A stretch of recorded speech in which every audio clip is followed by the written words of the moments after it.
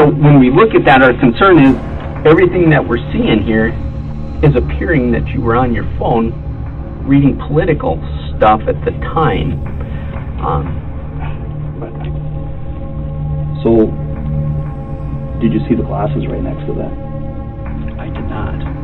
Okay. You showed me the glasses the first time. They're the first time. They're Joe's glasses. I wondered about that. So that means his face came through your windshield.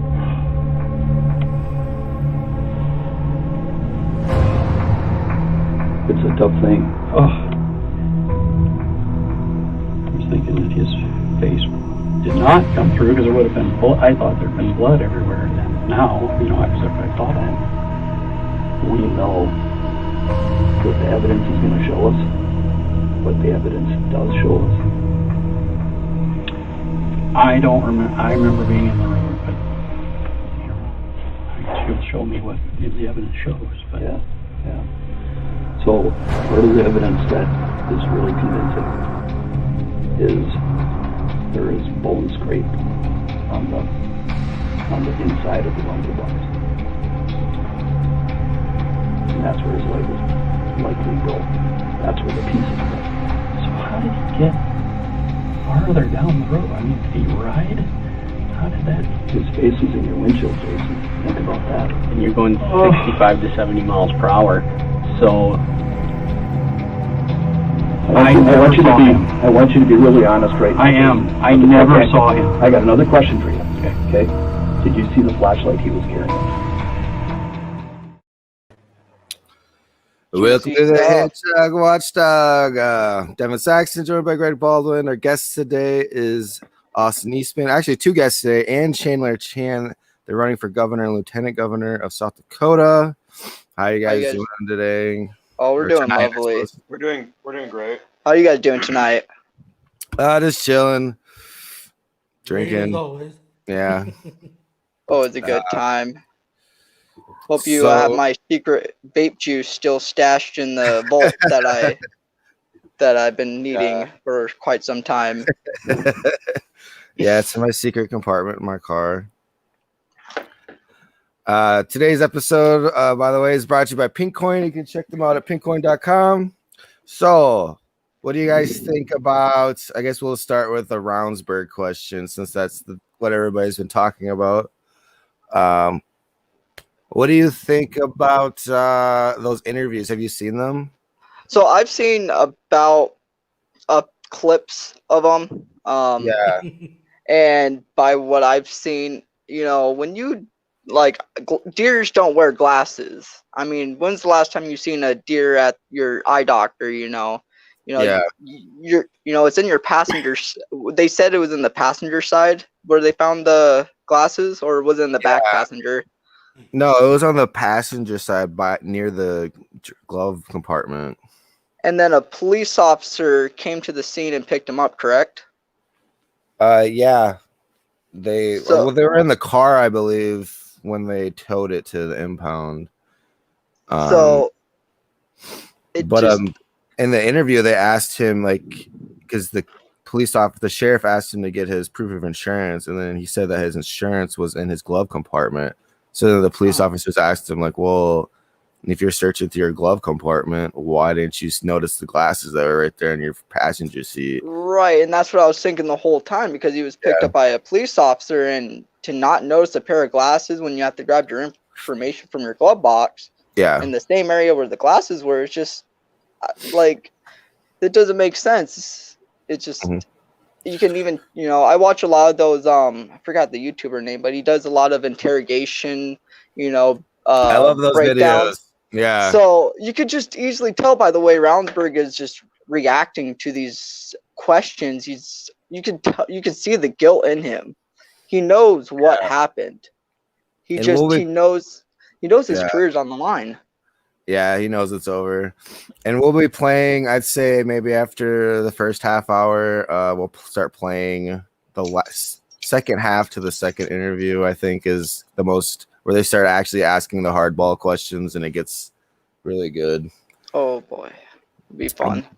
Yeah, the first interview doesn't have much in it because they didn't know Like they didn't know all the details that they had in the Well, dude, if you watch all of it, you realize that the questions in the first interview were to like have a gotcha moments in the second interview. Like when he said something in the first interview that was out of place, they just they didn't follow up on it. But then in the second interview, they start quoting him from the first interview, and they're like, but you said this in our first interview 2 days after the accident. What changed? And then he starts sweating.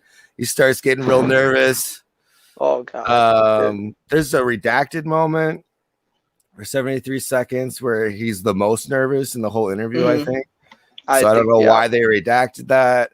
CJ Abernathy, their East River coordinator, called the I don't know who we called, state public safety department or whatever. And he asked about the redacted footage, and their story is that, they were talking about a separate case. So they just removed all that because they didn't want a separate case in this video. And it's like, well, if that's true, why wasn't it just muted? Because they muted it before when it was talking about his personal address and his personal phone number. Exactly. So why not? Why'd you block the entire footage? Just seems... It's baffling. It is because you're right. They blocked out his personal information during the first part of the interview, and then just nothing. It's just yeah. So first question. Go ahead, Greg. We can talk more about Roundsburg in a little bit. We'll ask Austin some questions first. Let's do it. Have you lived in South Dakota your whole life? So.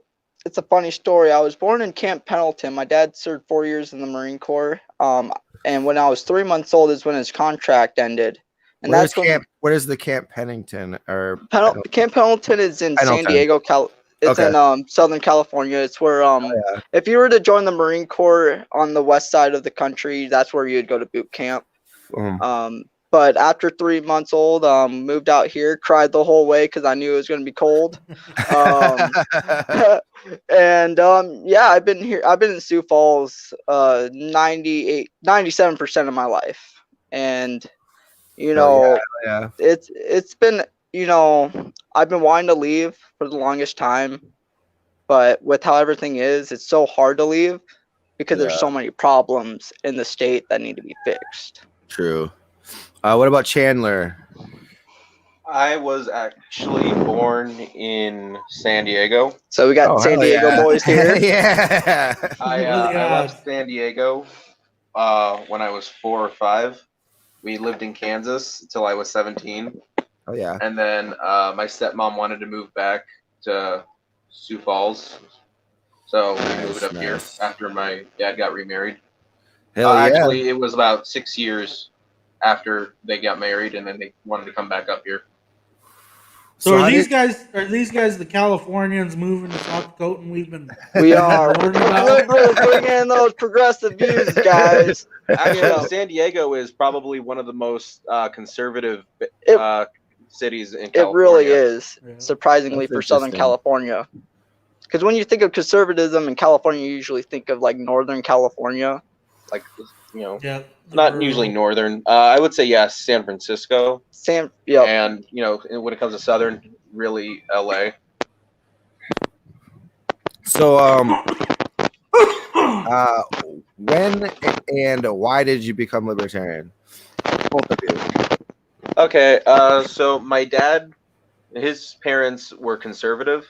I have an uncle who's liberal, and I feel like my dad just realized that, people need to just stop messing with other people's business. And I feel like he really started becoming a libertarian right around Ron Paul's campaign back in 2012. That's when it really started happening. I just followed him along that because it just made sense. It's the whole ideology of leaving other people alone as long as they're not hurting others. Yeah, I think Ron Paul brought a lot of people over to the libertarian side of things. Yeah. My story is kind of a roller coaster. Well, growing up, I grew up Mormon. And if you know how Mormons are, they have a really strict lifestyle.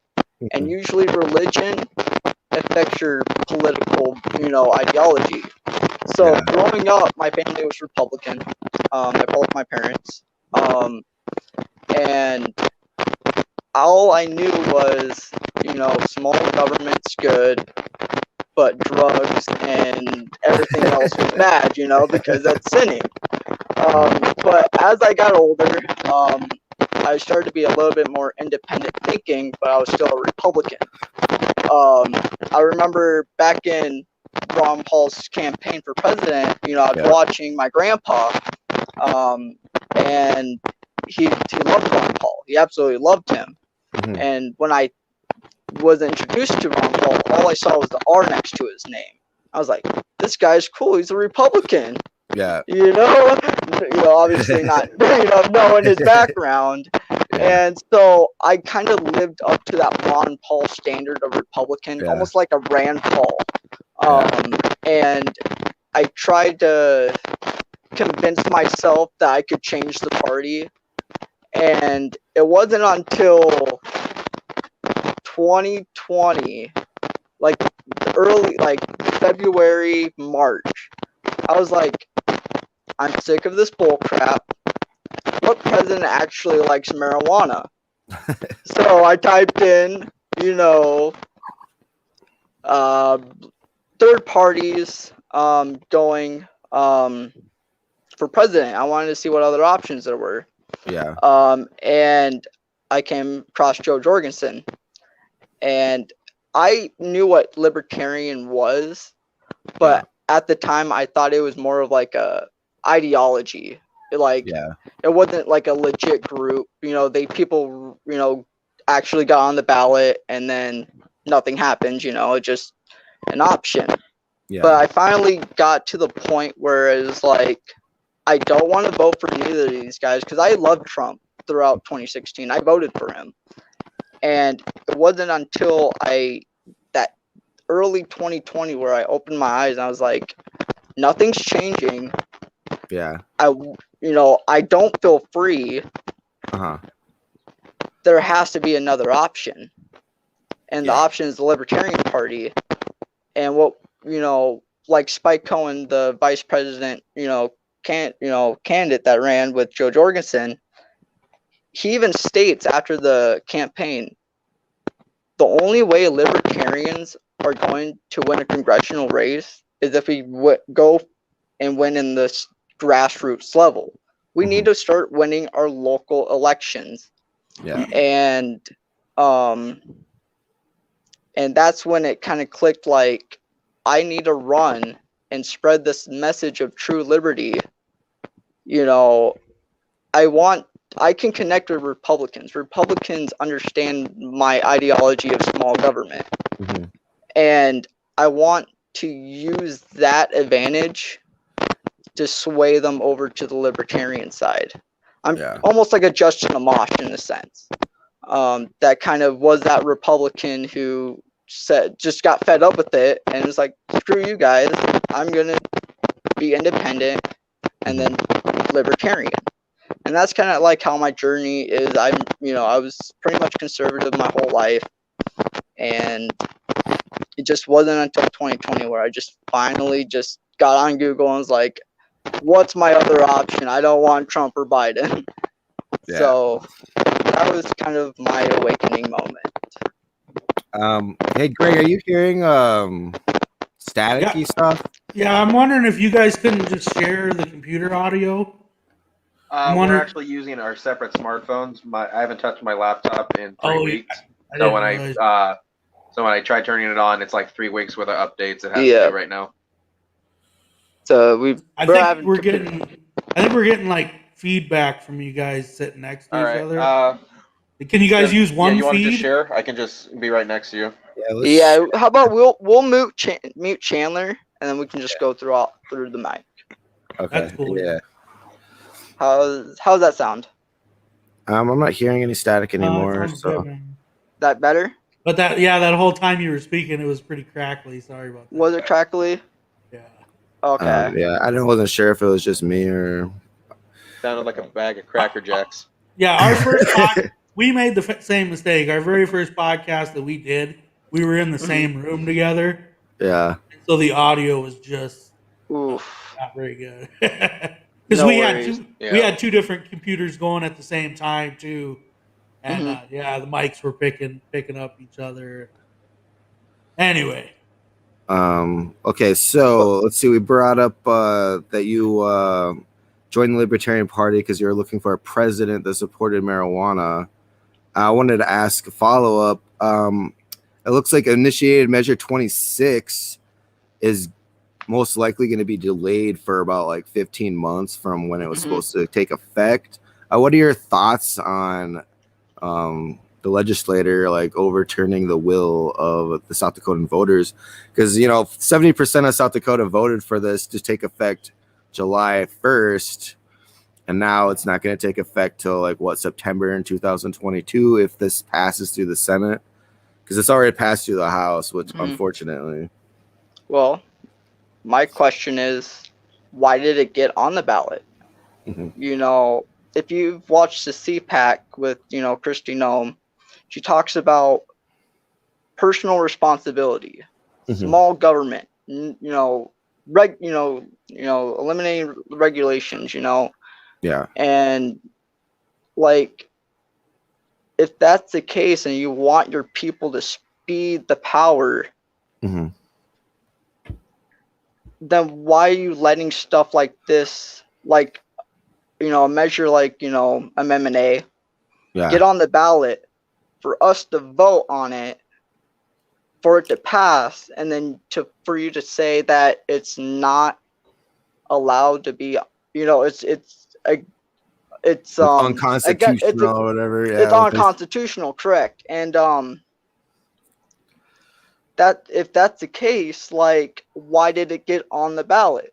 And she, in her whole CPAC speech, she's pretty much talking about like I said, small government. People need to step up and need their voices heard. Government needs to be out of this and blah blah blah. But yet you're letting stuff like this slip through our state through our legislation, which it makes me scared as a voter. To where if I'm going to vote for something now, is it going to be legit? Am I voting for this for it to pass like it should be? Because if we all know what's going on, Mr. Donald Trump is whining about election fraud. Well, wouldn't that be election fraud if you let something get on a ballot for us to vote and then pass and then fight against it? Yeah, I agree. It's honestly an impeachable offense. They didn't ever think it was going to pass. That's why they never really worried about it.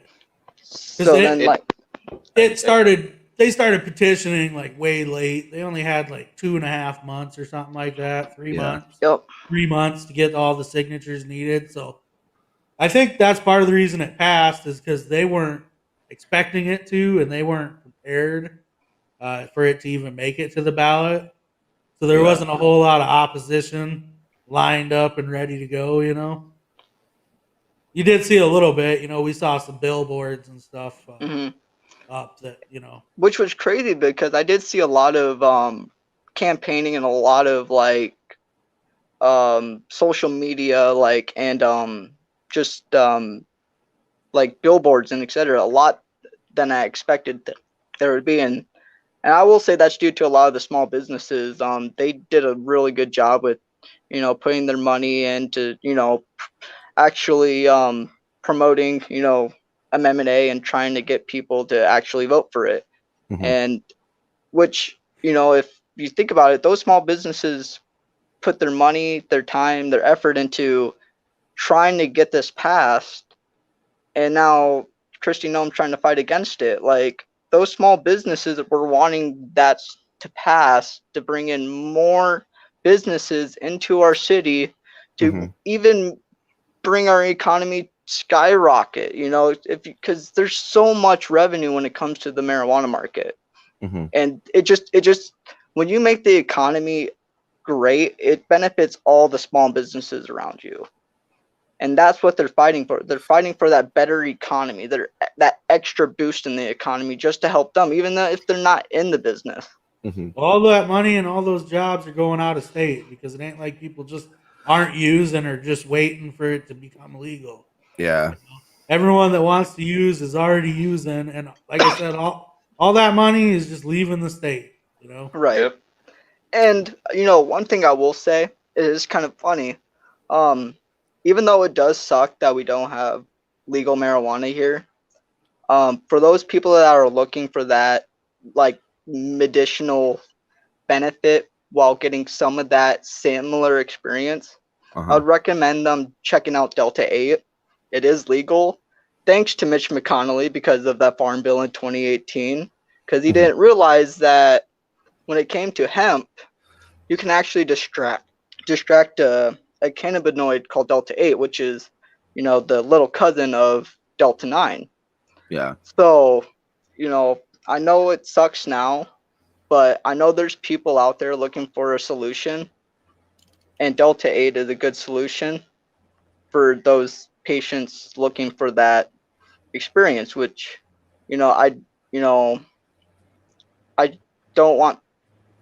I just want to be able to also get people to at least get that extra help, and I know there's just so many job opportunities that will come with Delta 9 when it does come into place. It just, right now, it just, What's it called? Delta 9? It's called Delta 8. Have you guys heard of it? I haven't. Can you give me a lowdown on what it is? So, Delta 8, so it's a cartridge, you can buy them in cartridges, gummies, sometimes flour, and pretty much what it'll do is it still gets you high, but it takes you to the top, but not over the cliff like Delta 9 does, if you know what I'm talking about. Like you get to that rising point and then you just fall off. Mm-hmm. Well, you get to that very top and then you stay at that very top. Okay. And that's what I've been kind of using at the moment. My friend recently got caught with a cartridge, and he's facing a pending felony record right now. And we were about to move in March 1st together and got denied because of that. Yep. Yeah, so I've been trying to at least tell people that there is, another option, till we can actually fight this. And I figured, Delta 8 is a perfect example to show other people that, that are scared of it.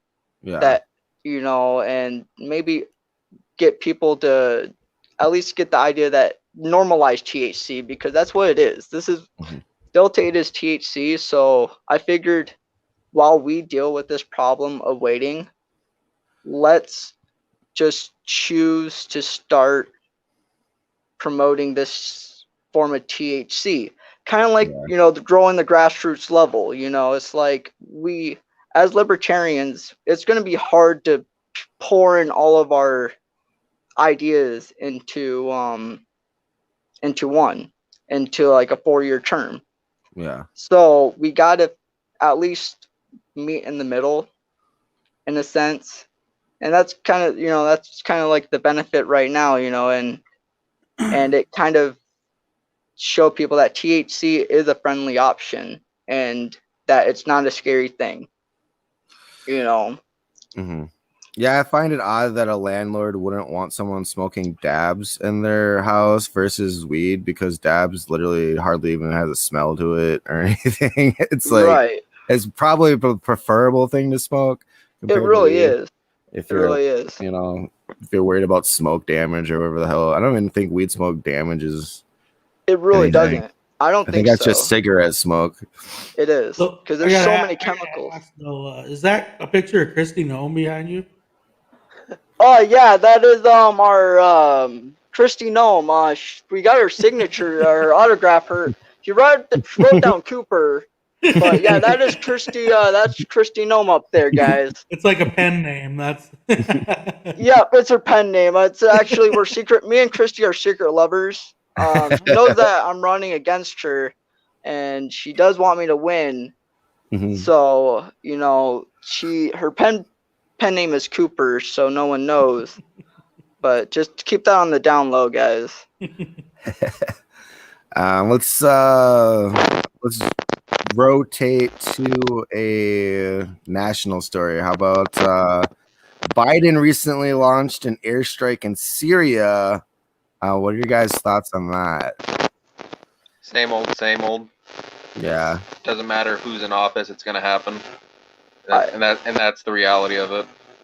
Yeah. And it's Trump 2.0.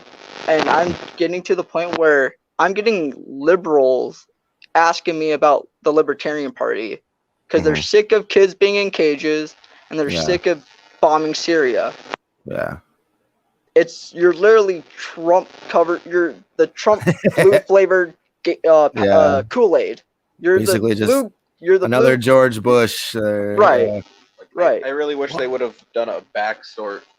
I really wish they would have done a background check on Biden because his track record is very, he set in laws over the last 50 years that discriminated black people. He voted for more war in the Middle East, and just because he identifies as a liberal, people automatically wanted him more than they did Trump. Mm-hmm. That's the problem it's just going to be the same shit. That's the problem with these two-party politics that we have is that you just end up with terrible candidates because Joe Biden wasn't even going to be the Democratic nominee. Like he really hadn't even won more than like one or two primaries at the time. He was losing in every state, and they colluded, and a bunch of candidates dropped out just to get Biden to be the nominee. Yeah. But yeah, he's a terrible candidate, and he just won because he wasn't Donald Trump, and because he was a Democrat. And I think that's the most frustrating thing for me as a libertarian is just how many people will vote for somebody just based on the letter next to their name. Yeah. Right. And that's kind of like how it is here in South Dakota. Everybody just votes based on the letter next to them.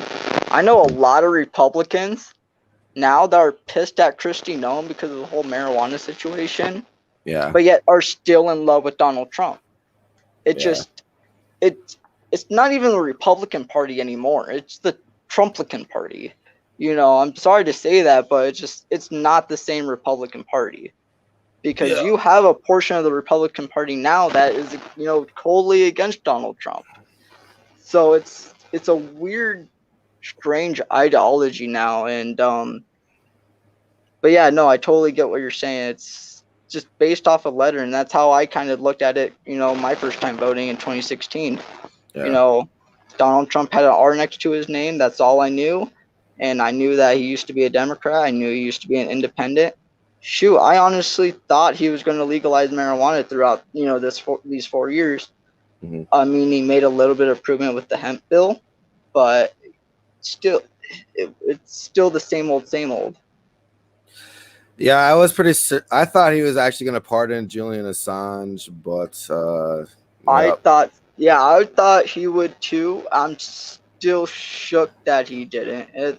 That's one of those things that I just cannot believe. Like, yeah, he completely discredited his entire, ideology by not doing that.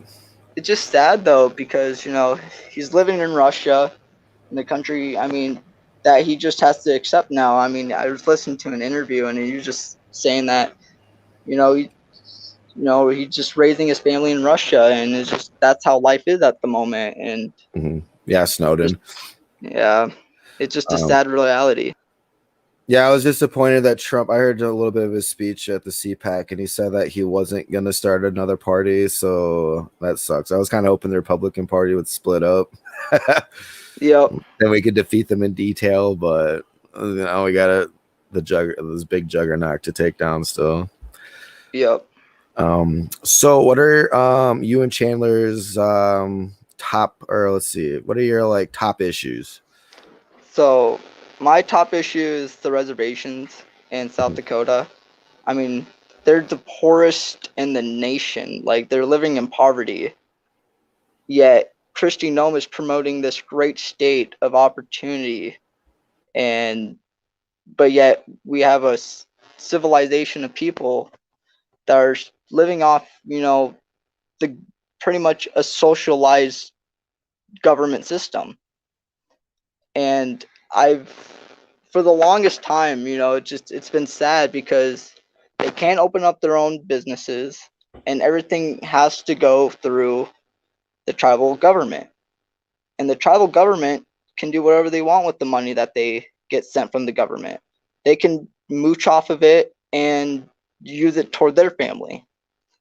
And, it's just a sad reality, and nothing's being fixed. And the only way to fix it is taking government out of it. If we can get more small businesses owned by Native Americans in South Dakota on the reservations, Pine Ridge would be flourishing. And if we had marijuana legalized, if they could have their own dispensary, use that tax money, and not even give it to the state of South Dakota, just use it for their community to grow, give them books for school, education, better housing. Like, the only way you're going to make all these reservations better is by growing their economy. And the only way you grow the economy is bringing in jobs. And those jobs need to be owned by Native Americans. And that's the only way that's going to flourish. But it can't, because government is in the way. So my biggest thing is, and I talked to Corrigan Larson about this, we want to go to these reservations in South Dakota, and we want to talk to these tribal leaders. We want to get to the bottom of it. We want to figure out what their problems are, and we want to fix it. And that's been my biggest issue since 2016. And that's kind of one of the main reasons why I want to run. And I'm not even Native American. That part of South Dakota is a Native American state. We are known for our Native American heritage. But yet they're the poorest in our state. Yeah.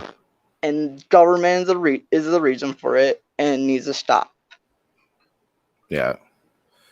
And I think I totally agree on you on that, but I think my main issue is reckless spending in South Dakota. South Dakota is a state with less than 1 million people. I don't believe that elected officials should make a career out of it. I think they should serve their terms and then leave. Yeah. I don't think they should get rich off of it. I think a politician should make the bare minimum of what it takes to live. Like Kristi Noem makes what, $100,000 a year, and her second in command makes $60,000 a year. I don't think a governor should make more than 30. We could easily diversify. Invest in other areas. Yeah. Also, property taxes in certain areas of South Dakota are getting ridiculous. Needless taxes are getting ridiculous. Like, if you just raise the sales tax in certain areas and then cut the budget in other areas, it'll even out. But, people want more revenue. Politicians, they can vote whether they get raises or not, and I think that's effed up. I just don't understand. They definitely deserve less pay, in my opinion. Their really job performance is pretty poor. I saw Thomas Massey introduced a bill federally today or yesterday that would end congressional pensions, so that if you go serve in Congress, all you'll get is the 401k like the rest of us get. And you won't get a government retirement check. Which Right. Which would be nice, but I have no Let faith. my dog out. All right. I mean, that would be nice, but I have no faith that it's kind of like how people bring up like term limit bills to Congress. It's like Congress isn't going to vote against its own interests, Right. But Yeah, it sounds good. I think it's both. They get like their congressional salary every year, the rest of their life. I think if they serve 6 years, something like that. And it's like, are you kidding me? And their excuse for that was like, well, you don't want congressmen getting bribes, do you? Well, they're taking bribes anyways.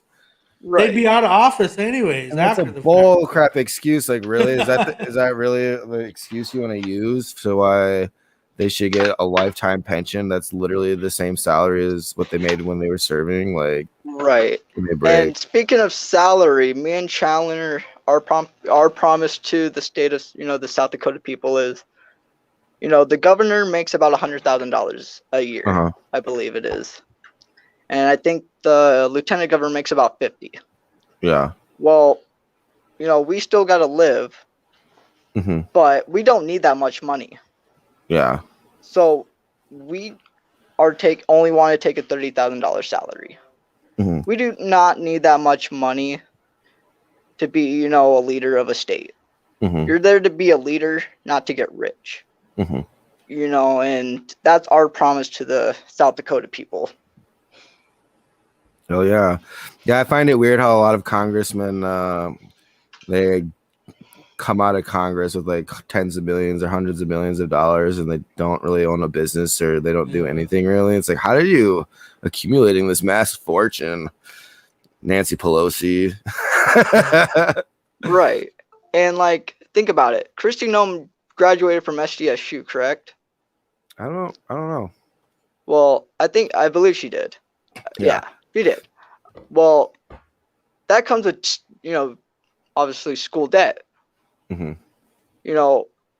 we all know how school debt is, she's probably still paying that. Yeah. So if you think about it, our tax money is just pretty much, paying for student debt. At the end of the day, probably. Because it really is. Because, when you make that much money as a state governor, you can easily pay your college tuition. As a farm girl. They aren't hurting for money. Like, I think it's like her husband and her, because they own a farm. Oh, yeah, her husband They've taken in like a few $1 million in government subsidies. Yeah. So they're not broke. They're, again, from the government, though. From, and that just gave her recognition to run for these governmental offices, because her husband works with government officials to promote his business. And it's all about the money. It's all about what benefits some. And that's the sad reality. Like I said, her CPAC speech was complete bullcrap. It really was. Yeah. Talking about freedom, what freedom do we have? Me and my friend can't even get a place because he got caught with a marijuana cart. Yeah. Like, what freedom is that? Yeah. Doesn't care about that freedom. And it's whatever. And like, if you ask her, what is your freedom? What's your definition of freedom? Like, because then we can go on and on about what freedom really is. Are there any sections of her speech that you wanted to talk about in particular? I mean, 0 through 27. No, I'm just kidding. No. I like. Let's go. I think it was 8. Let's go start at 8 minutes, and then I wanted to go to the 16-minute mark. Or actually, yeah, we'll go from 8 to. We'll go 8. Oh shoot! Sorry. Yeah, we got the. Ooh, perfect. We actually got the computer back up, so just hold on just a second. All right, yeah. I'll get the video back up. I accidentally pressed the wrong button. No worries. Let's see here. We can still hear it. Yeah, let's do it. Share screen.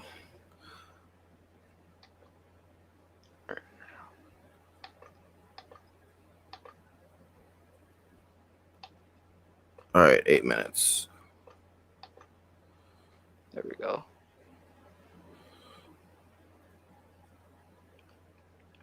He pushed legislation prohibiting nursing home lawsuits over COVID deaths. Try Les Mills on demand. Skip this here. There we go. For that, he prohibited nursing homes from sending COVID patients to the nearby naval hospital ship or the field hospital, both of which were essentially empty. Now, 8 days after that, the first deaths started to show up. And on January 28th of this year, the New York Attorney General announced that Cuomo and his administration significantly undercounted the number of COVID-related deaths in nursing homes by as much as 50%. To make matters worse, they tried to cover it up. Now that is the media's COVID hero. And by the way, it's right after this. And he wrote a book on his COVID response. So who really needed the advice? Again, in South Dakota, we did things differently. We applied common sense and conservative governing principles. We never exceeded our hospital capacity. Pause it right there. All right. We have the lowest unemployment rate. So, conservative principles. So, obviously, when they talk about conservative principles, they talk about small government, no government interference. But they hide it. They're hiding something behind it. Those conservative principles, they screech freedom, but conservative principle freedom, and if they want to unite people, they can't just force one thing down someone's throat. Yeah. So if obviously when you keep watching this, she's going to talk about freedom and the unemployment, but that's her thing. It's like what limit of freedom are you talking about? Because that sounds like big government for me. When you limit freedom, when you screech freedom. Well, she's a welfare queen as well. She took a lot of money this year from COVID, or last year from the government, federal government, for COVID relief packages. All the while, the state was trying to deny as many unemployment claims as possible. So she was denying the people money, but yet the government freely took in that money. Yeah. They even had special sessions trying to figure out how to hurry up and spend the money because they couldn't spend it fast enough. Alright. Yeah, this is just the beginning, but if you want to keep playing, I just want to just pause on that. In the nation.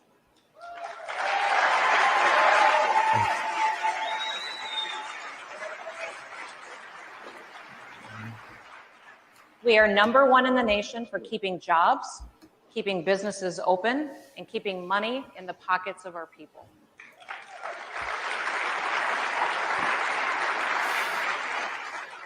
The people of South Dakota kept their hours and their wages at a higher rate than workers anywhere else in the nation. And our schools are open. I hate her. America needs conservatives at the state and at the local level. But we also need conservatives at the highest level of government too. Please America, no. We have government. Please just let us smoke weed and leave us alone. And this is what I'm talking about. It's so by and for the people, except when we vote for something, and then you have to file a lawsuit against it because it's too much for you to handle. That's too much for you to deal with. That's what I'm pretty. I can actually hear him. Whoa, oh, here I'll just mute Chandler just while you're talking. There you go. Yeah, sorry. No, you're fine. Alrighty. No, but it was just the way that they're speaking now. It's you can feel the indoctrination type. That's an indoctrinating type speech right there. Yeah, it's a very conservative values. Like people know what conservative means. A lot of people who are on the left are afraid of that, and that's not going to unite us. Yeah. You know, and if you hear on the left, they're saying the same thing. We got to suffocate the right. To where, are we eventually just going to have a one-party system? Like, South Dakota, it's getting close. It really is. People out here are scared of the D word. They're scared of that letter D. Mm-hmm. You know, not saying us libertarians are scared of the D. You know, we don't like the D. Look, we don't, whatever your preference is, whether it's the D, the V, we don't judge. Right. But no, there's a part I wanted to bring up at like the 15-minute mark. So that's what I was about to say. Yeah, the 15-minute mark is the one that I mostly wanted to focus on. All right, let's start at 14 minutes and then we'll play it up through 15. It serves as the justification for our independence to the entire world, but also freaking ads. Goddamn ads. led to our prosperity, and it's inspired many other nations and peoples to seek freedom. We the people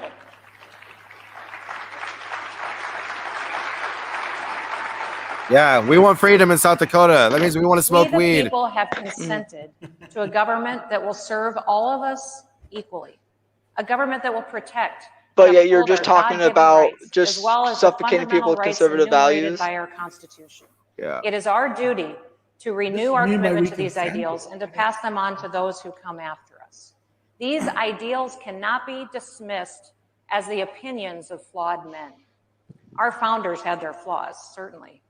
But to use those flaws to condemn their ideals and the greatest constitution that the world has ever seen is both unjust and it's self-defeating. How many of us can even live up to our own ideals? I think that's the perfect quote for Christine Ohm. It really is. It really she definitely doesn't. one. Yeah, she's been talking about personal liberties and how she's about freedom, but when it comes to weed, she's going to file a lawsuit against it. She's going to delay it, even when it's 70% proved by the voters. She does not care about personal liberties, and she's admitting it right now. It's more proved by the voters than she is. Oh yeah, by like times 2. I know, it's hilarious. It's like, Christy, what are you doing? And I'm gonna be so pissed if the Senate approves that House bill to delay it. It's like, give me a break. You're talking about you're gonna arrest cancer patients for using marijuana for the next 15 months. I would encourage anybody on a jury, if this passes, to just acquit anybody convicted of a marijuana charge. Period. They have to. Just do it. We need to fight back.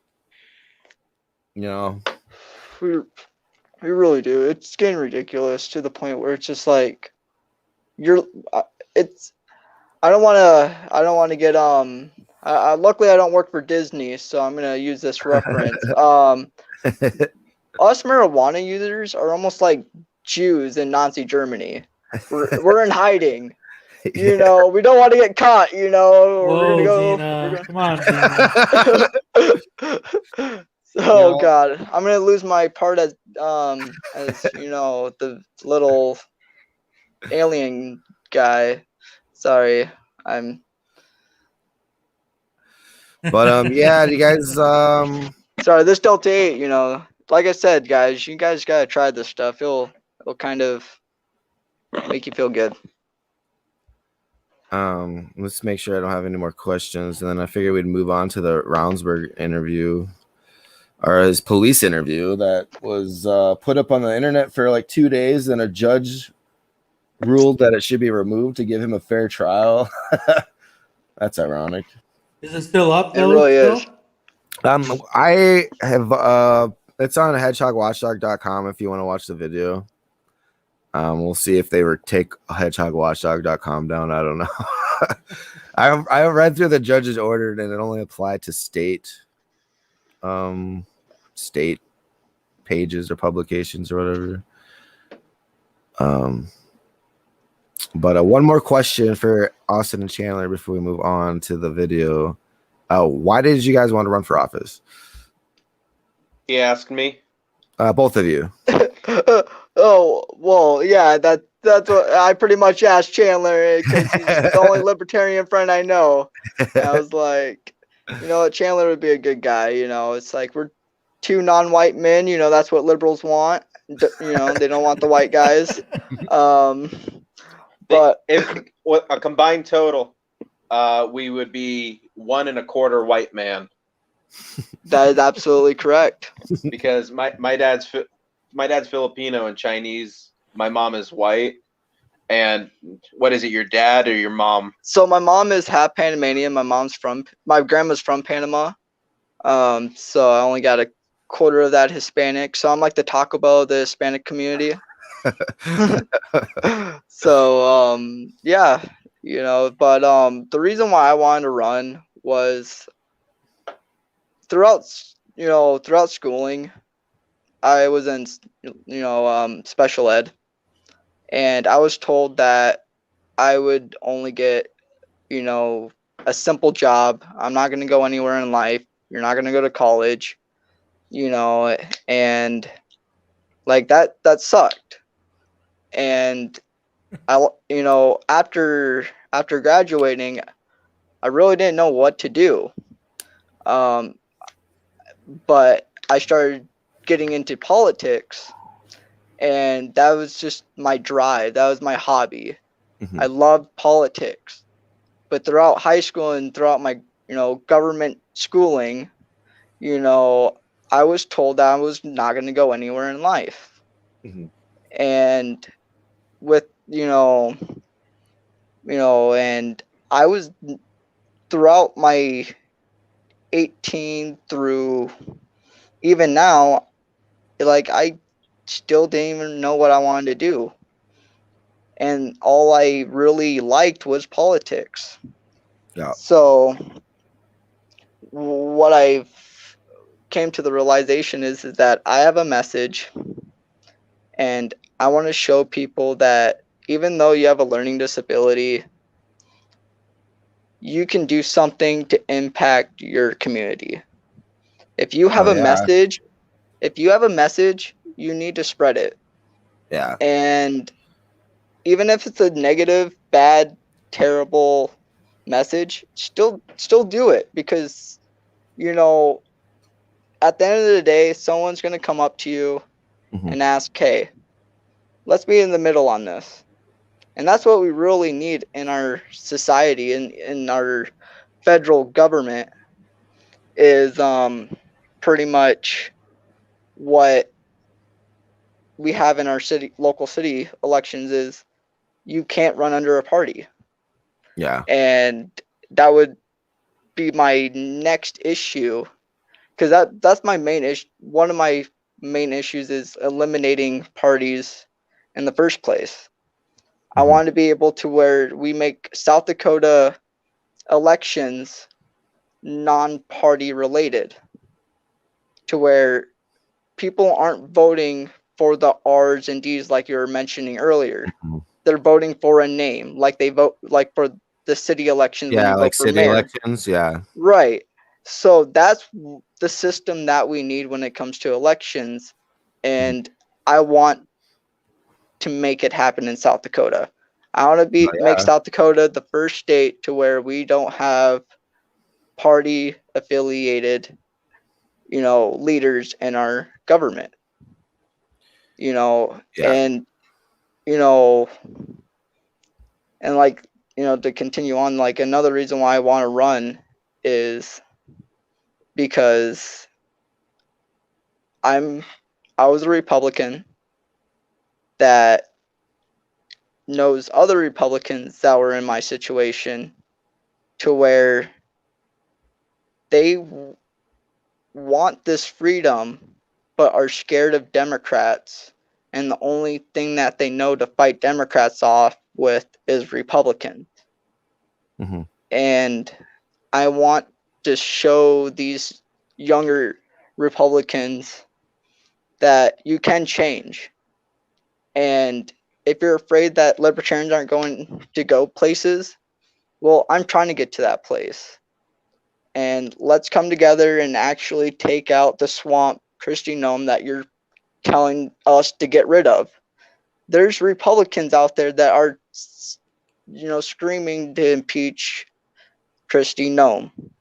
And those are the people that we need to grab. Those are my main two people that we need to target, are the Native community and the younger Republicans. That's the main target to get us a boost into, like a better election. Yeah. Because, people now know how Kristi is with marijuana. Yeah. And a lot of these younger Republicans smoke marijuana. The older generation is kind of harder to get to them, only because they grew up with church and, all I want is small government. But if anything has to do with abortions or gays or the LGBT community, they're not for it. So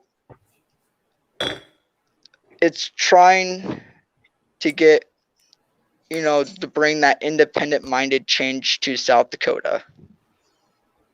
Hell yeah, dude, I like it. That's why we got to eliminate the party system. And we talk about ending the two-party system.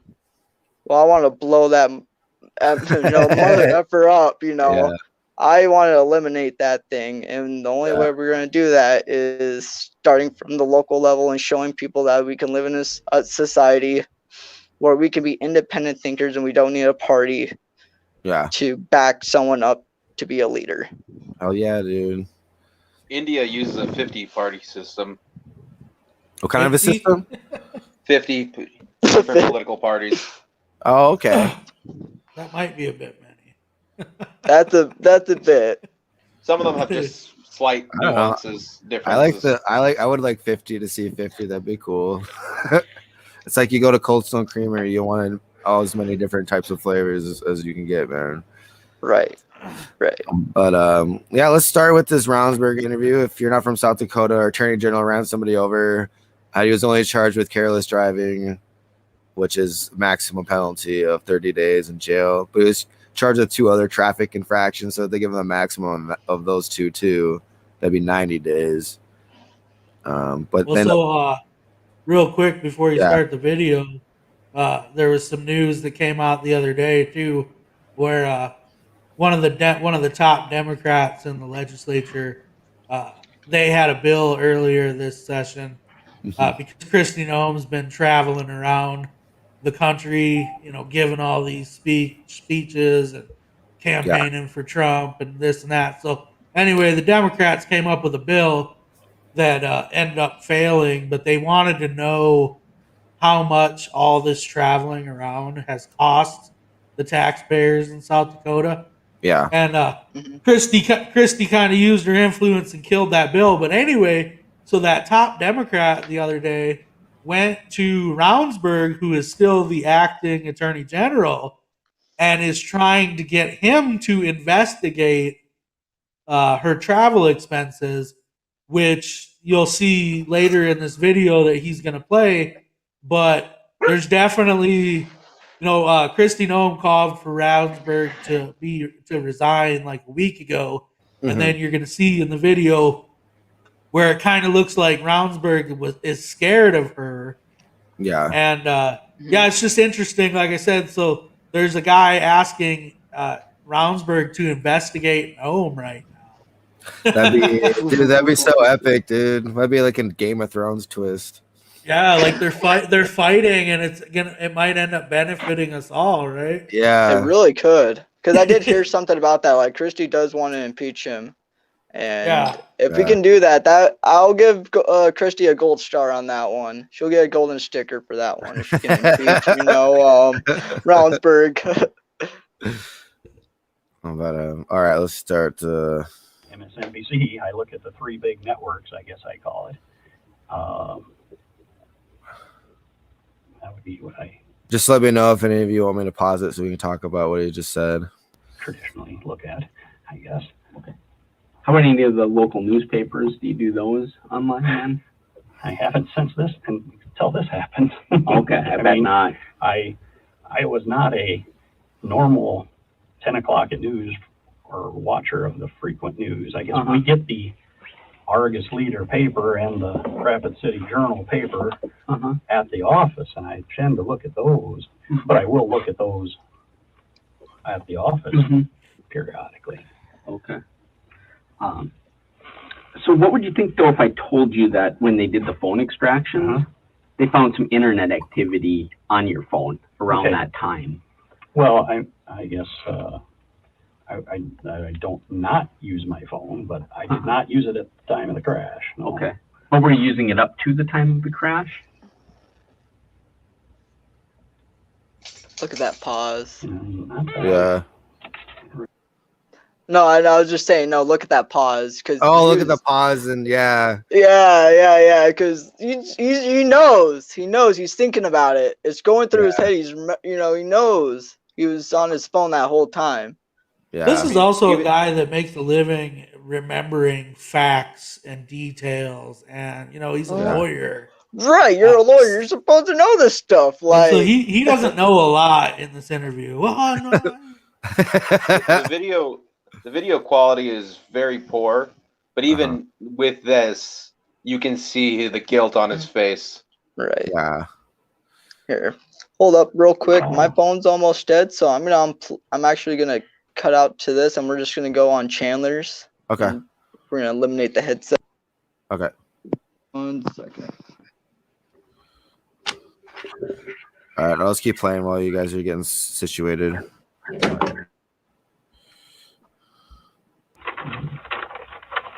Are you aware of what phones will actually tell us, Jason? Somewhat, Okay. So they're pretty straightforward. Right, okay. And there isn't any manipulation that you can do with Right. I didn't do anything to him.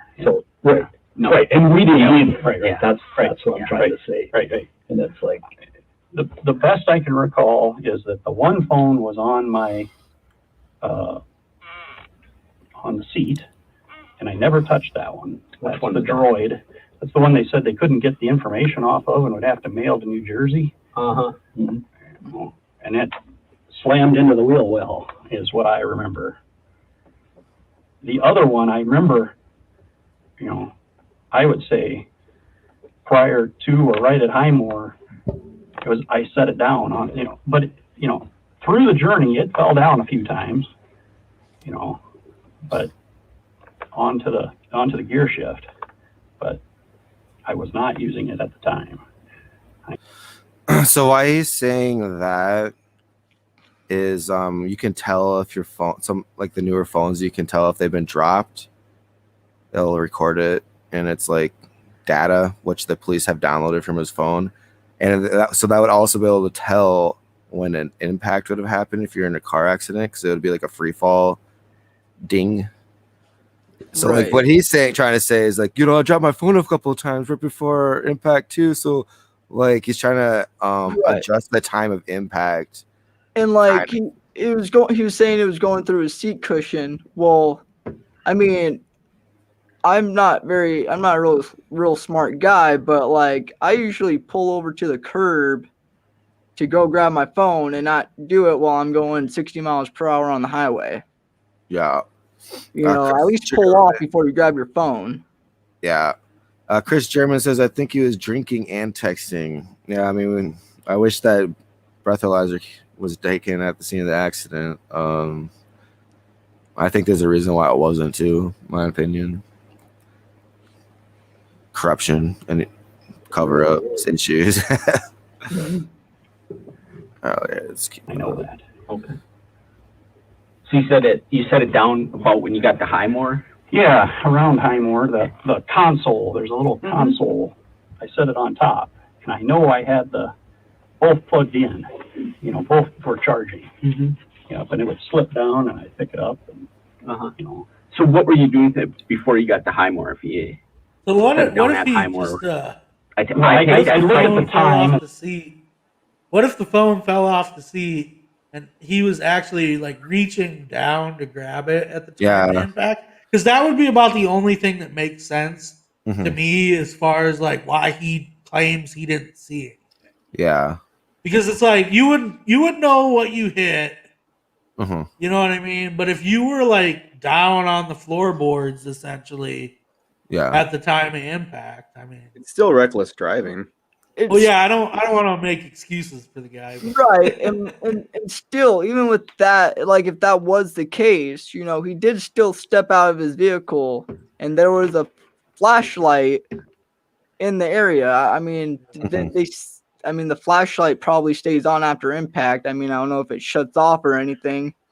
They talk about in the interview. I won't spoil it if you haven't seen it. It's the game changing moment. Gotcha. I think it comes up in like the next 10 minutes. And such. I know I do that. I would open it up and I'd see the time better. But I glance at it, you know. Okay. Nothing sticks out, I guess. Well, not all the websites. You say glance at your phone. What do you mean by that? Glance and see what time it was. Okay. You know, just a periodic check. I sometimes listen to podcasts, but I was not that night. That's another app I use sometimes, but I will play it and it sits down. Right. Are you able to Bluetooth your phone in so that if you like listen to a podcast or receive a phone call, is it hands free for you? Yes. Okay. And or you can just hear it from the phone. Okay. The Suburban, which I have for work, I can Bluetooth it better than my car. Okay. Lay it on this. I'd lay it right the same place there. I guess I always lay it the same place. Okay. So you lay it there and just let the speaker. Right. Okay. Right. All right.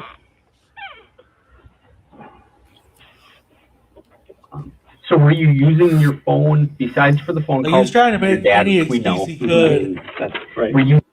I mean, they're about to tell him, you know, I'll spoil it just a little bit. They're about to tell him that he was on a bunch of different websites, or that they know that the phone was on a bunch of different websites. So, like, everything he just said up until then isn't true. Yeah. That's not true, and he's about to be called on it. Yeah. So, he really is a liar, and we don't know the truth, the full truth about what happened, and we probably won't ever get the full truth, but he is lying. Yeah. Using your phone at all for any other activities on that drive home that night? I didn't have any text that I sent, and typically if I would text, I would do voice to text, which I know I didn't do that night. And the work email, but I didn't do any of that. Gosh, just nothing it could have been. No emails, no text. You don't remember signing into a Gmail account though? No.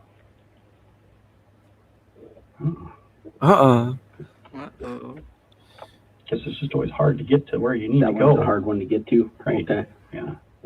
How does he not know that they have all this evidence, though, too? You know? Yeah. Do you remember signing into either of those? Look at the way when you go in, down and the you want to whole go on time. your Yahoo Like account. he's not making eye contact whatsoever. Yeah. Yeah, he's definitely in a nervous as hell posture.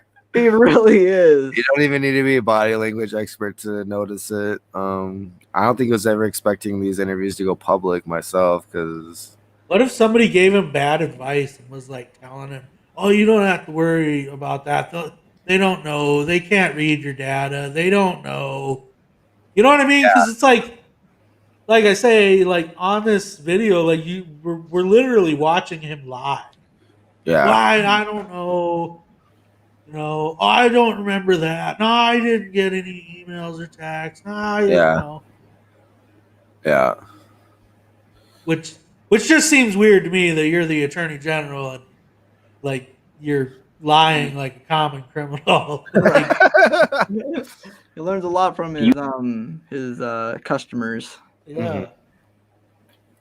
You have to actually manually enter in your username and password, or are they do they autofill? They autofill. Okay. Yeah. So you'd have to go in and then click sign in, they would be there, and then probably another sign in thing or whatever. Is that correct? Correct, yes. Okay. Do you remember being on either of those?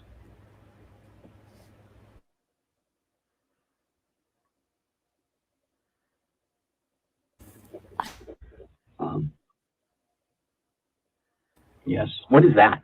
That's a blog. Okay. That's a blog here, politics, yes. Oh, it's a political blog? Yeah. Okay. And then there's another one, then, Dakota War College. Okay. Also a blog. All right. I guess you see what the headlines are more than... And the Hedgehog Watchdog. How about also a blog. Real Politics? Okay, yes. Okay, what's that one? Politics, and it has a whole bunch of stories and stuff of the day. But that's more national politics, yeah. Oh, okay. All right. So that's more of a national site, not where I assume Dakota Free Press is a South Dakota political blog? Yes. Okay. How about Just the News? Just the News. No, I don't recognize that one. Okay. All right. Have you ever read the article Riding the Dragon? It's a documentary about Joe Biden. It's not familiar to me. Okay. All right.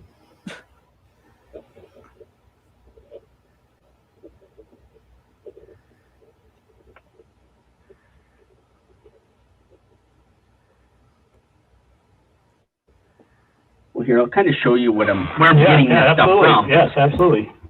So here's kind of the information that was put together on your phone and here's our times.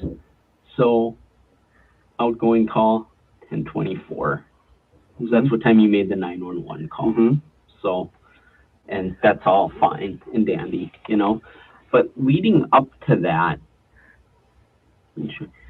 at 10:20, you unlock your phone, signed into your Yahoo Mail account. Also, then signed out. At 10:20:49, you were on the Dakota Free Press site. These are all on your work phone. A minute later, you were on the Real Clear Politics website. Okay. And then about a minute later, this article was pulled up through Just the News, which could have been something that you were on this and it had a link to click to get you to this one regarding this. It's an article about Joe Biden and something with China. So you were on that up to about, we're going to estimate probably a minute before the accident. Okay. You were on that. Do you remember any of these? Well, I remember looking at it, but that's when I set my phone down prior to. Yeah. Okay, so that's where we got the a minute. Because if you watch the press conference from the state's attorney, she brought that up like a bunch, where he was only on his phone for a minute up to the accident. Well, we're about to find out exactly how they came up with that figure, and then it's probably highly debatable. Even the investigating officers say so. Okay. Because then, like I said, we're looking at a minute to 2 minutes before you call 911. Right. So, the concern being is that we know that from the time of impact, there was a time period that went by before you called 911. You had to realize what was going on, come to a stop, get your bearings back about you, get out, look at the damage a little bit, figure out what the hell's going on. That's why I thought even if it was a minute, like that's such bullshit. Yeah. Like even if you could prove it was a minute, that's such bullshit. Yeah. Yeah. Yeah. So the state's attorney is saying the time of impact was when he called 911, basically. And that's how it buys him like that he was on his phone only a minute prior. But if you consider the fact like this North Dakota investigator saying like, yo, you probably dazed for like a minute before you realize that you just been in an accident, you need to call 911.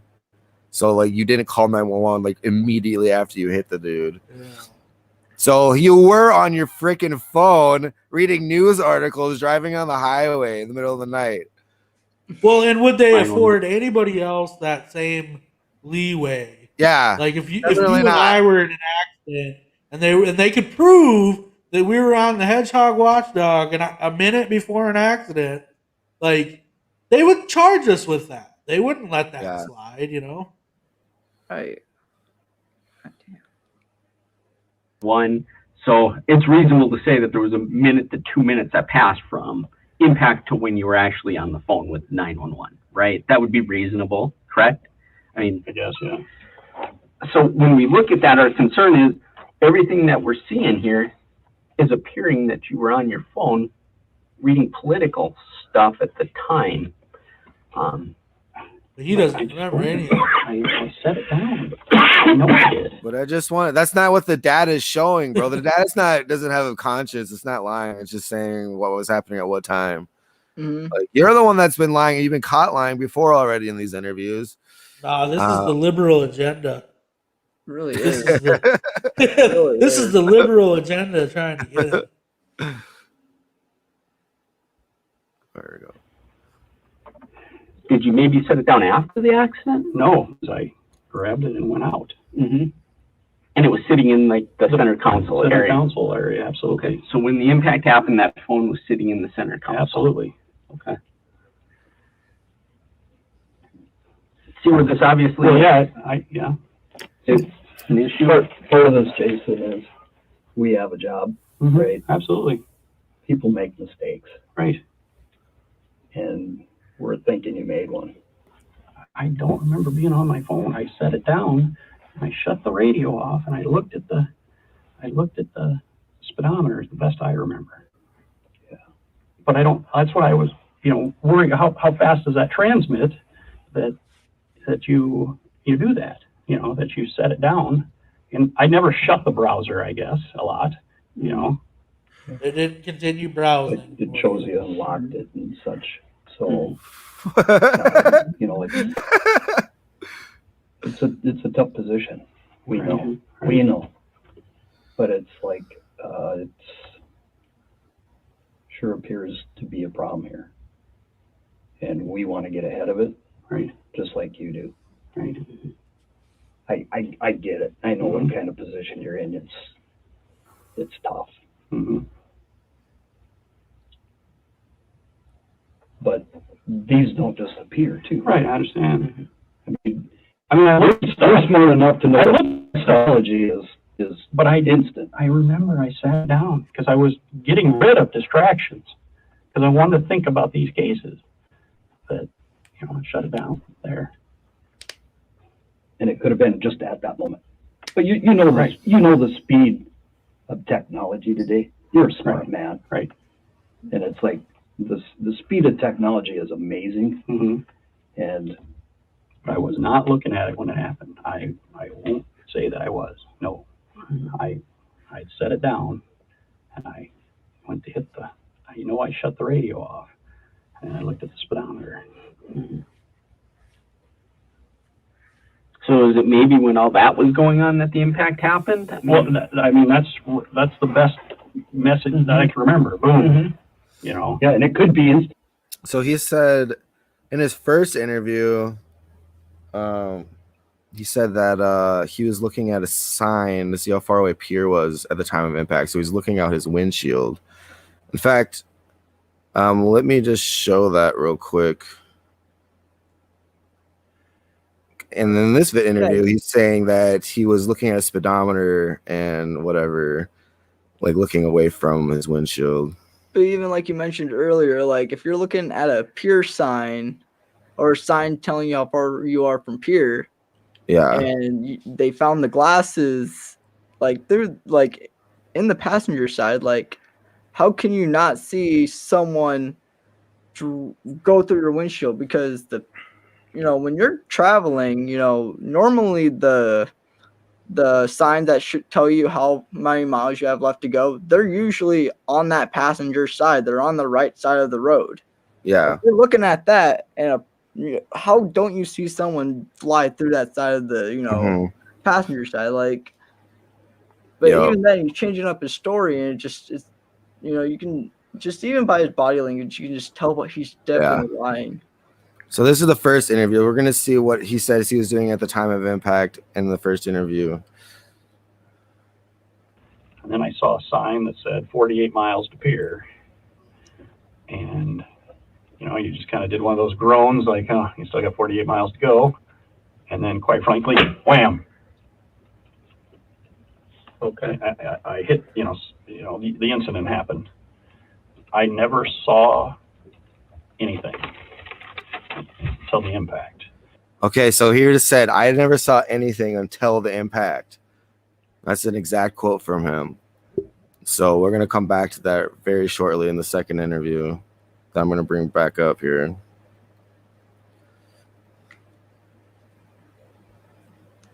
But yeah, he was talking about, I was looking at a sign from pier to see how far away it was to where we got to go. I was like, groaning about how far it was.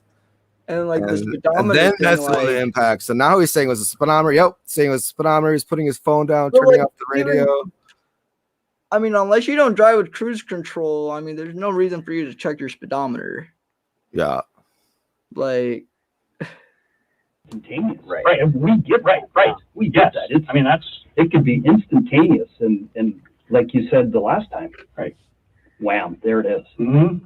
And as you're putting it down, it could be wham, there it is. Mm-hmm. Well, I set it down. I remember setting it down.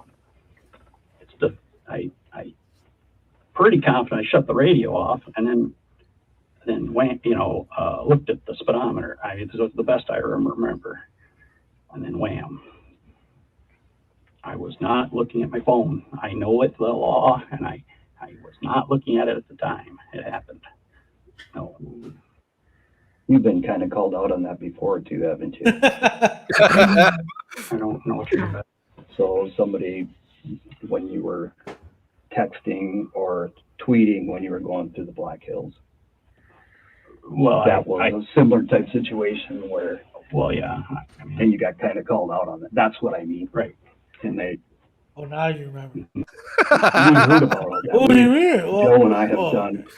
We want to cover every base, and we have. Right. And I can assure you, we have gone as far. Well, obviously, I'm political. I get called out on lots of stuff that doesn't look necessarily how it looks. Right. And it may or may not be appropriate. Right. Mm-hmm. Right. Right. Right. So I can see where, in a situation like this, all of a sudden this is wham. Mm-hmm. Now it's in your face. Mm-hmm. Now what do I do? And it's like, I don't know what just happened to me. Mm-hmm. I just know that something's going on really serious here, and I got to figure it out. And I kind of think that's what you're. I've done this for 40 years. Mm-hmm. I started in 1981. Mm-hmm. I'm on my 39th year. Right. So in that time, I've had situations like this before, mm-hmm. where all of a sudden you have to make a decision, mm-hmm. and it's fast, and it's going to last forever. Mm-hmm. And I can see where it's like, oh, I should not have done this. I should not have been doing this. And now I'm kind of in a jam. What do I do? I still believe I was not on my phone when the moment happened.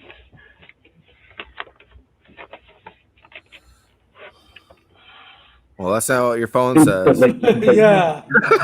This guy believes a lot of shit. It could have been at that moment that you were putting it down.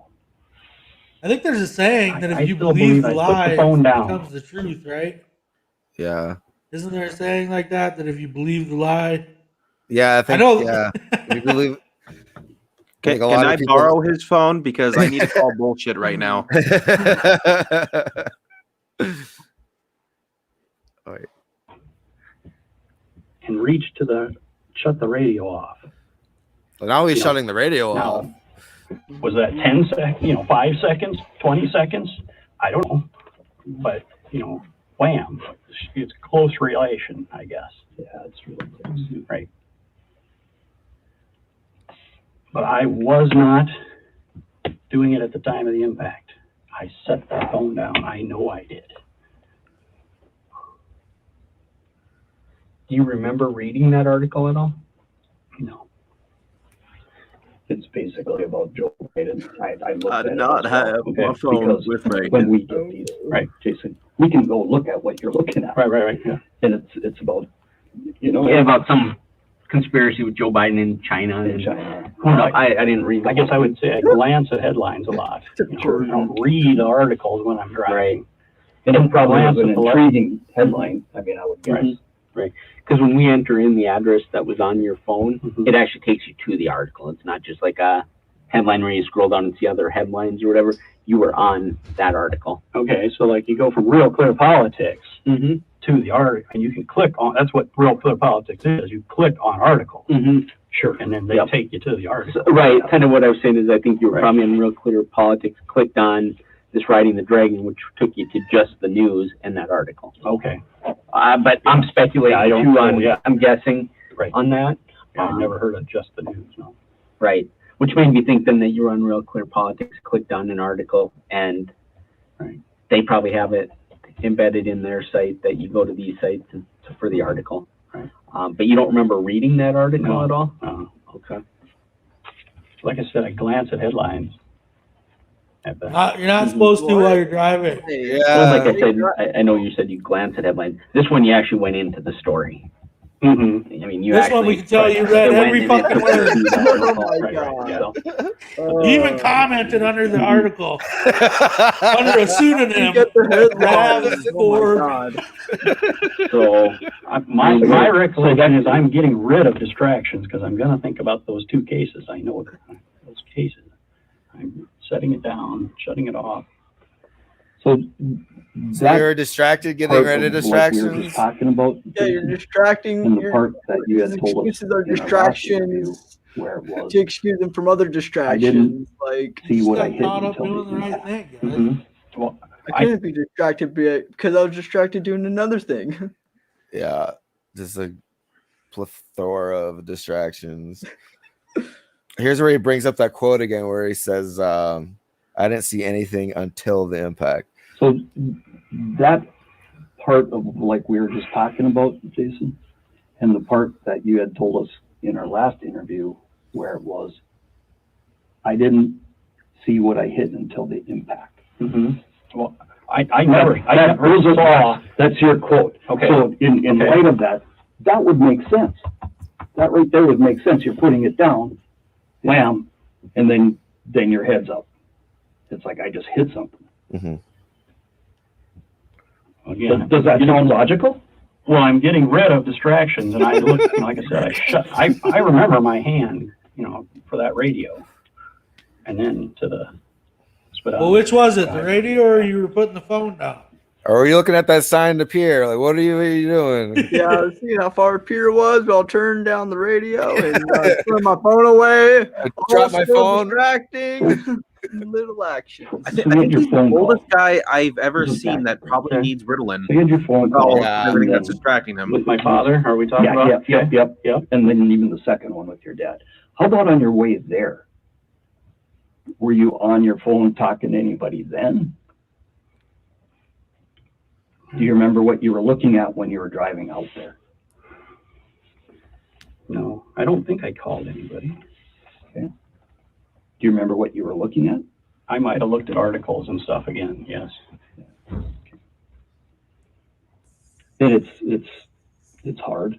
Because I've driven it. It is not an exciting road. Right. I can guarantee you that. But I do remember I listened, like I told you before, I started to listen to these, and they're in the car yet, I told you, the discs. They're books on tape. Yeah. And I listened to them for a while, but I just didn't like either one of them. Yeah, you said they didn't. Yeah, they were not intriguing at all. Right. So do you do both then? Were you on your phone while you're listening to the book? Usually not, no. It's one or the other, yeah.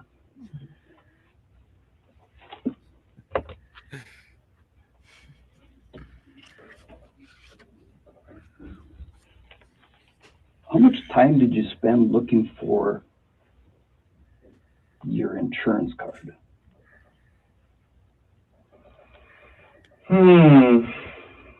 Insurance card took a little longer. I mean, the other was right there. And then, because I remember I looked at it, and then it was not the right one. It's like the year behind.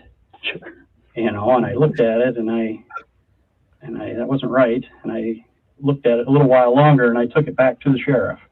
And then I said, I don't got the right one. You know, I mean, I think as he was writing it out, and he says, hell, nobody's got the right one. Usually I got about 5 of them in the car. He said something to that effect. Sure. And that was that was on the visor. The other was in the. What's up? He's the collector of the insurance cards. He likes to stash all of his, past insurance cards in his glove box. Yeah, I like how smooth they try to build up to this next question they're about to ask, and they start with the insurance card. I think it's smart. The glove box. The glove box, yes. Did you have to take things out of the glove box? Yes, I had to move stuff around, yes. Yes. Did you notice anything on the passenger side while you were doing that? Just glass. I mean, I was staying away from the glass, I guess. I mean, I didn't spend a lot of time. So when you're doing that, are you leaning over the console? Yes, or are you... from the driver's door, leaning over. Yeah. Okay. So you can kind of see in the glove box, right? Which is already popped open. It's already popped open. Yes. Okay. Yes. They're like both writing. Did you see the glasses right next to that? I did not. Okay.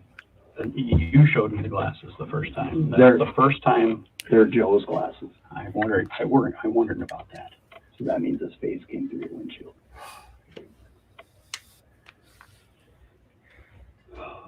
Yeah, so his face went through the windshield, and he was asked about the glasses in the first interview too, but he was just asked, nonchalantly, like, do you wear glasses? You found a pair of broken glasses in your car. We're wondering if they were yours. And then he said, well, I don't know. There might be like some military glasses. I used to be in the military, blah, blah. And then he showed him a picture of them, and he goes, no, I'm not familiar with those. But then that was the end of the conversation. Why would he even bring up that they might be military glasses if he was in the military? He looked, even if he was in the military, it looks like he would have been out of. I know, that's what I was thinking. I guess he's still in like the National Guard or something. That guy? Yeah, I think so. Yeah, it's a little too much gray hair, I would think, to be doing our duty, but who knows? That guy's hair has more silver than a mine in Mexico. Did not come through because it would have been blood. I thought there'd been blood everywhere. Then now, I've thought about it. Yeah, and you've had time. Right. His glasses are right there, Jason. Those are Joe's. I did not see the glasses until you showed me. Sure. So the only way for them to get there is through the windshield. Yeah, and if you were looking out your windshield at that pier sign at the time of impact, you would have seen a face go through your windshield. You would have saw you hit a person, not a deer. I feel like he would deny he even hit a person if he thought he could get away with it. Yeah. Like, nah, what are you talking about? There was no person out there. I hit a deer. What do you mean? I mean, did you look over and see anything? I did not see anything. I mean, it was again. I then was looking to get to the side. I did not see anything. No, absolutely not. Not. It shattered, and I probably cringed or something. But I was just trying to get it to the side. I did not see him. I did not know there was a human until the next day.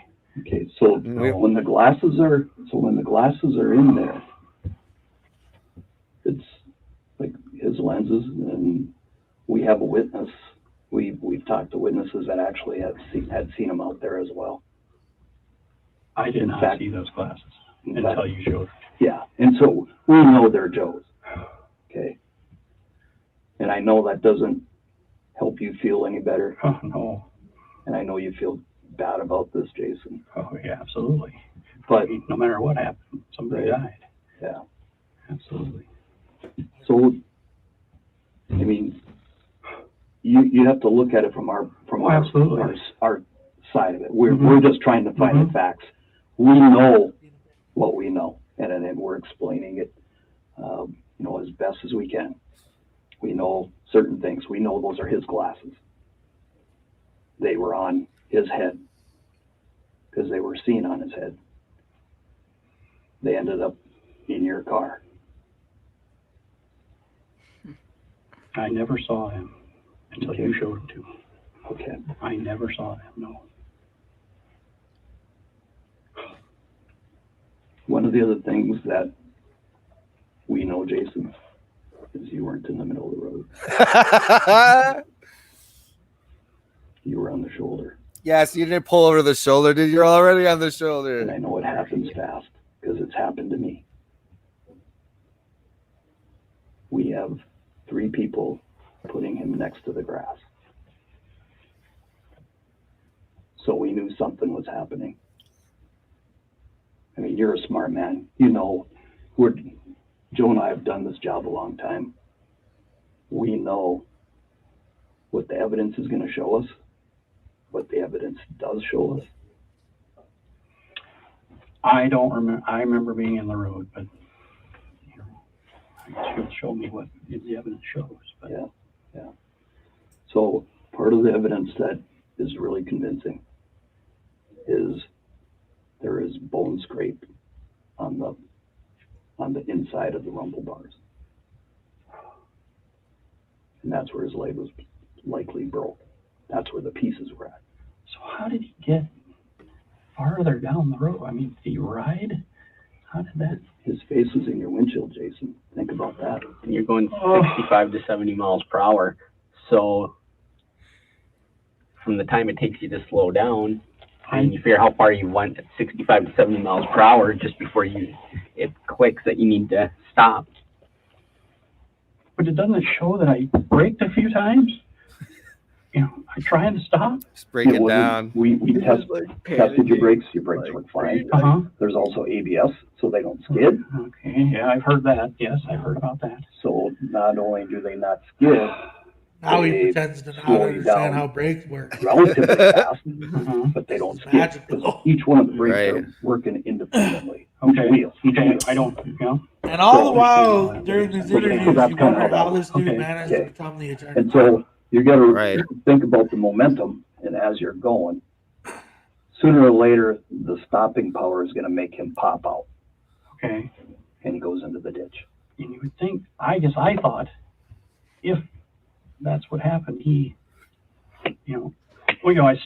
braking multiple times, he'd have fallen off, not just at the last time. Because, I never saw him in relation to the car.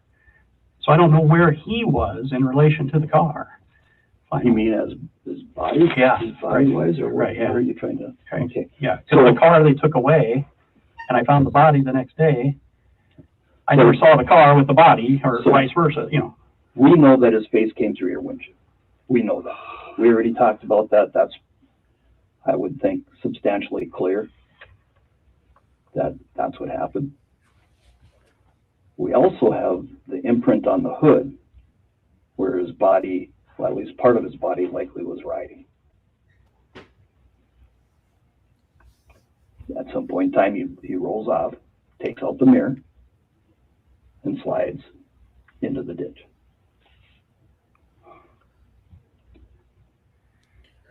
I want you to be really honest right now. I am. I never saw him. I got another question for you. Okay. Did you see the flashlight he was carrying? No. Ever? When you walked back to town? No flashlight. It was See, pitch dark out there. That's what messes with the whole story, though. Because if the guy's carrying a flashlight, that stream of light's gonna go along with it. You're gonna look up if you hit something. Yeah. And you could just I'm kind of intrigued of what's gonna happen because I'm guessing they're gonna kind of fold a lot of things right once they explain the flashlight. Yeah, it's about to hit the fan. With it being pitch dark, we went out and tested it. Okay. We picked up the flashlight. Right.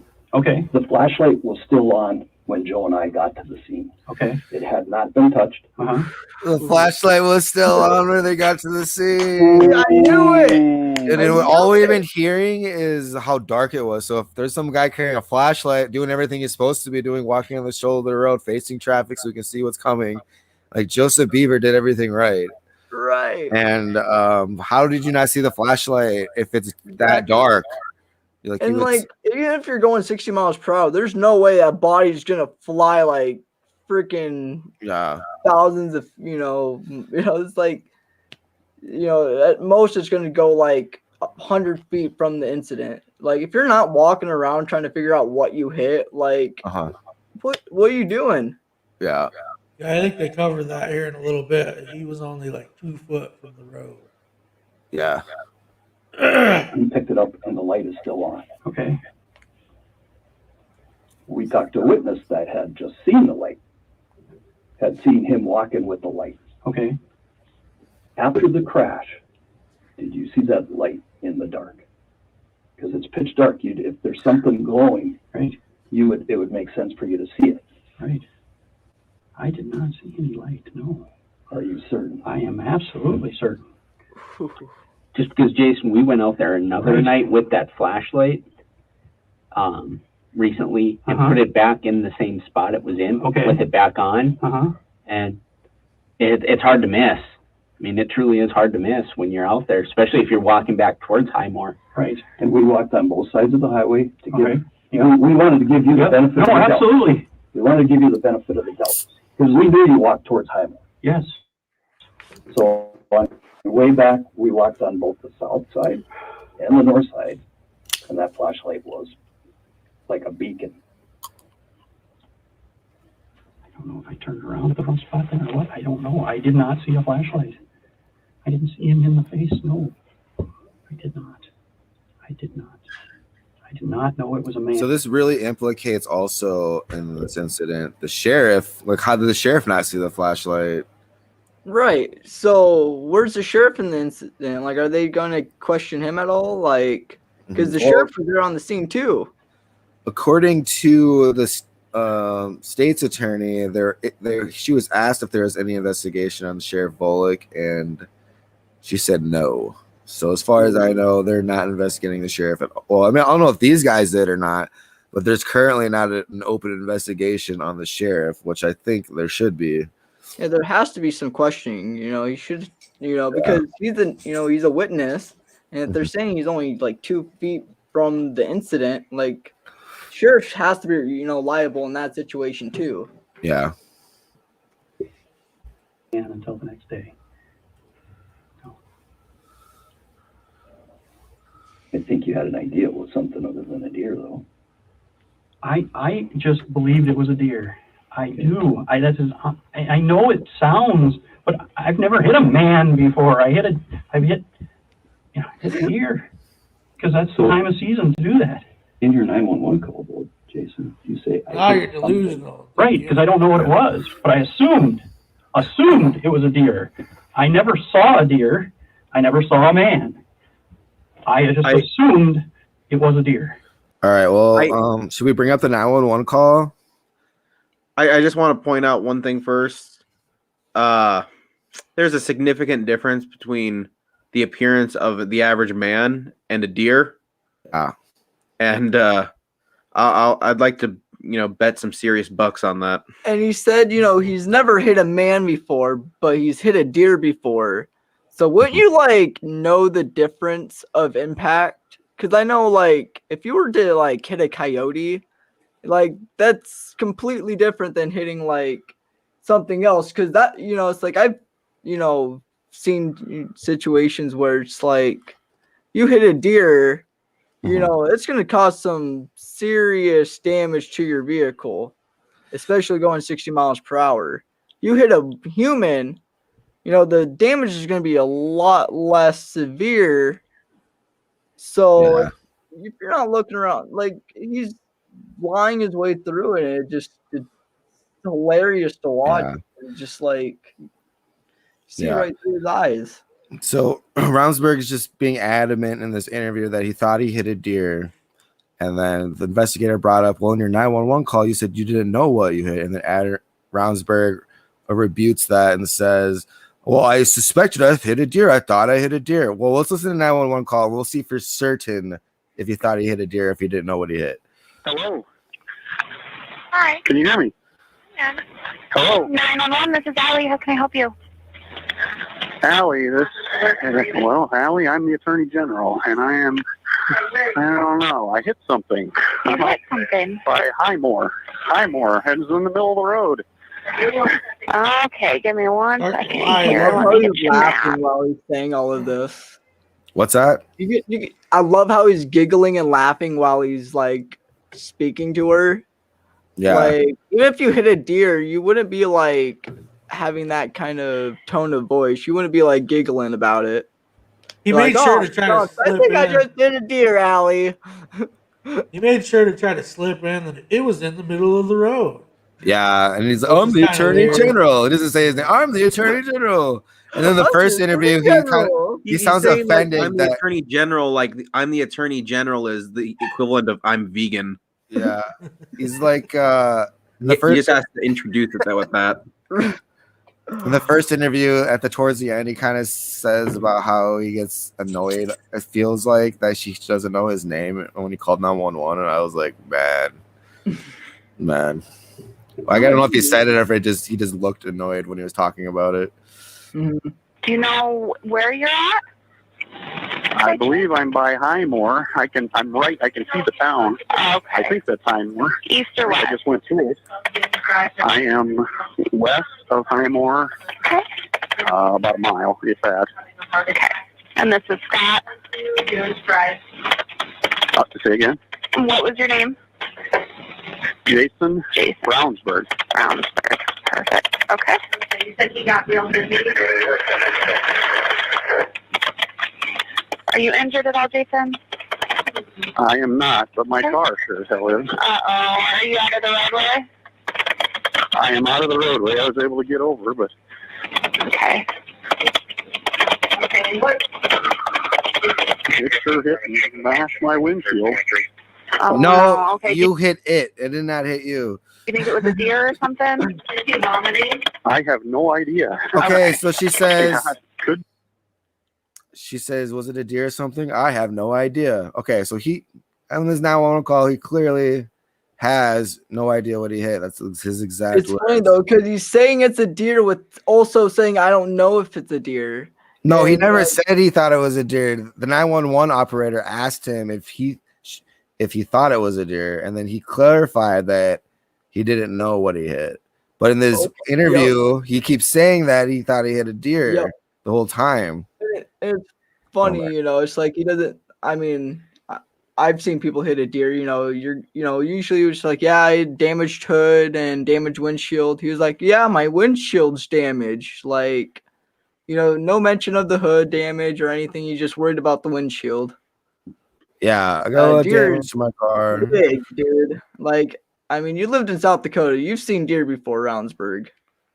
Yeah. I hit something. I just assumed it was a deer. Because what else would there be? I had no, and I still don't believe, I would not expect a man to be on the side of the road in dark like it was. He's on the side of the road. That a person would be out there at that time. I would think a deer, though, would hit you at that time in this season with crops and everything. I did not know. I didn't know it was a man until the next day. And I guess the best witness to that is Tim the next day, who saw my reaction, and that I was extremely shook up. Tim, by the way, is his chief of staff. So, yeah, we can really trust him. Oh, definitely. He's such a reliable source. That was a person.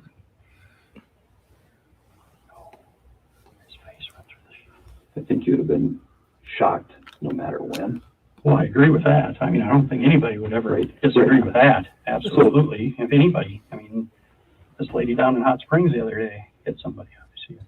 So part of me has... Okay, so there's a redacted section where they said the excuse was, I don't know if I brought this up before, where the excuse was they redacted it because he mentioned a different case that had nothing to do with this. He just mentioned a case right now about a lady hitting somebody in Hot Springs. Why wasn't that redacted? Right. I think that was a total bullcrap excuse. I want to see that redacted footage. I would like to, if they could pull that footage, that would be incredible. I mean, do you think it's possible? I think, I don't know, if we filed a Freedom of Information Act or something, maybe after the case is over, we could probably get it.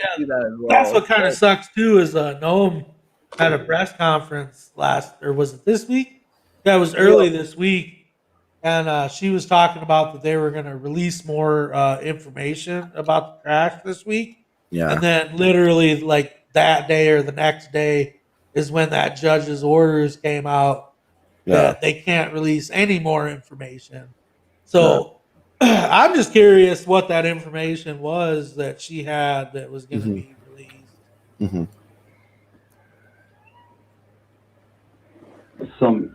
Has some belief that you maybe saw something the night before. And what I'm going to do is just a little demonstration. I'm going to take a white piece of paper.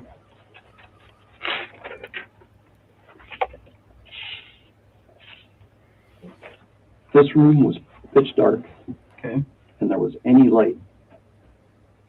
Would you see that because of the contrast of the color around it? Maybe, maybe not. I don't necessarily believe you would. Okay.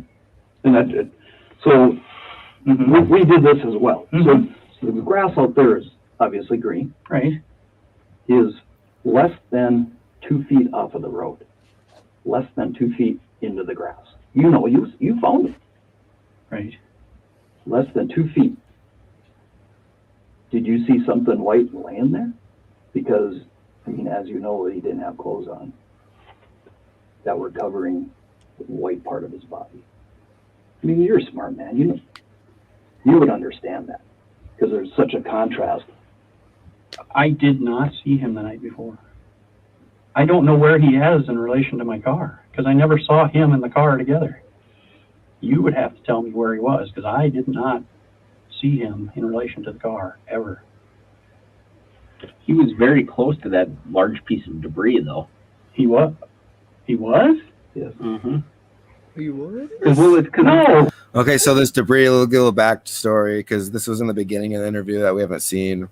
Brownsburg mentions that he was on the phone with 911, walking towards the sign that says "Welcome to Highmore," just to read it to make sure that's actually the town he was just outside of, so he could tell the 911 operator where to bring the sheriff.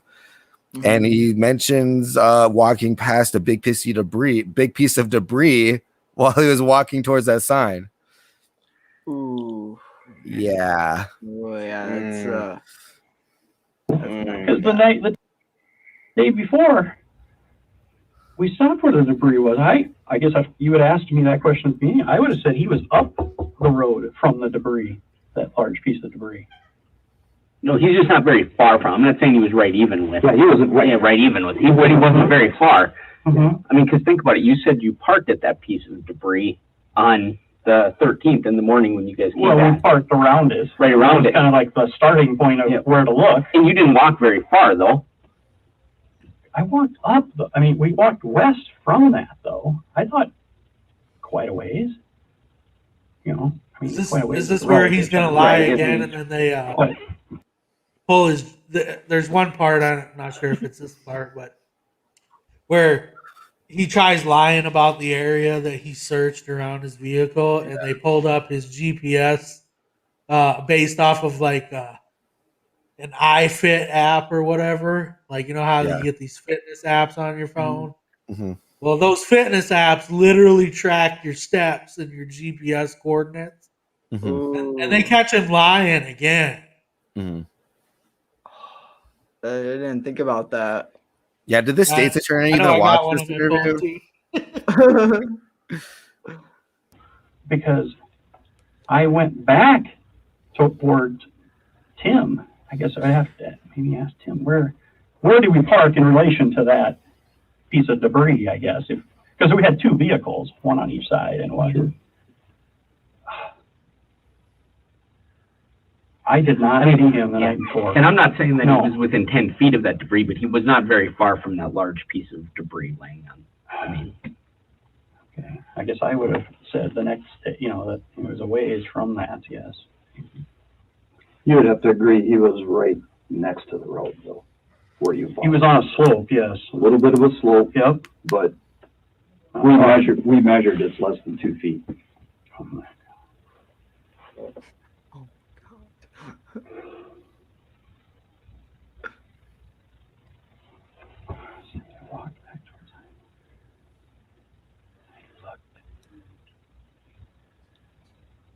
And if he's not by my car, well, he's not going to be right by your car where you stopped. We determined where your car was stopped at. good, because I thought you would with the picture.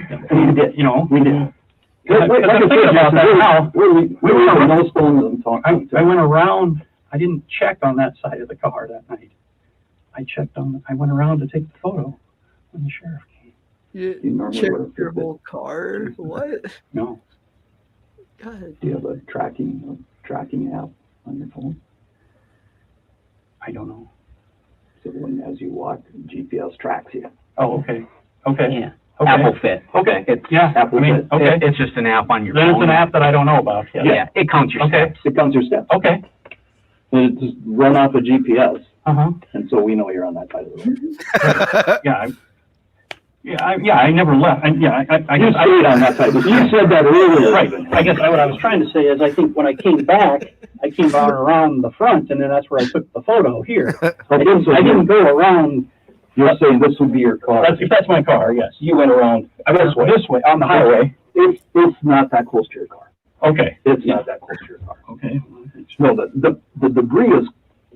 Because I'm saying I didn't look here. You know what I'm saying? Yeah, and you would have found nothing. Right. Other than washer fluid. That's the only thing. That's what you said earlier the first time. Mm-hmm. Go back 60 feet. At least, yeah. Something like that. And that's where he's at. And that's, go back 60 75 feet. It took him and that's 60 where your debris feet. is at. Okay. Oh, God. Yeah. Really? Like he hit him, knocked him away or something. Or actually, I think he said he rolled off the side and broke his side mirror. Mm-hmm. And it's like, did you even apply brakes, or did you just drive with his face in your windshield for a little bit first, or what's going on here, man? Yeah, that's a little messed up right there. 60 feet is quite a bit. So it all lines up. Okay, I understand that then. Yeah, I mean, I thought you meant he was over here or something. No. I'm saying if this is the road, the edge of the road, this is where his body's at. It's 2 feet. So it's a little bit more. So his body is in that close to the edge of the road. And he is white because he's got no blood in him. I mean, he is obviously deceased. I think he was deceased the moment he hit the car. And so he is lily white. Any light that hits that is gonna glow. I did not see him the night before. I'll swear on a stack of Bibles. I did not see him the night before. I did not. So where were you looking when you were walking back towards Highmore? Did it establish that you were by Highmore? Well, I guess I was looking, that direction. I mean, to the right, I was looking to look at the green Highmore sign. Mm-hmm. I'm walking and looking to try and see that sign to make sure that's and then I turn around and I'm looking into the ditch. So I don't know exactly where I turned around and saw him. I didn't see him. I did not see him. Oh. Yeah, didn't he say he passed Highmore and then now he's saying that he was looking for the Highmore sign? He just said he saw it. Yeah, let's go back and let's.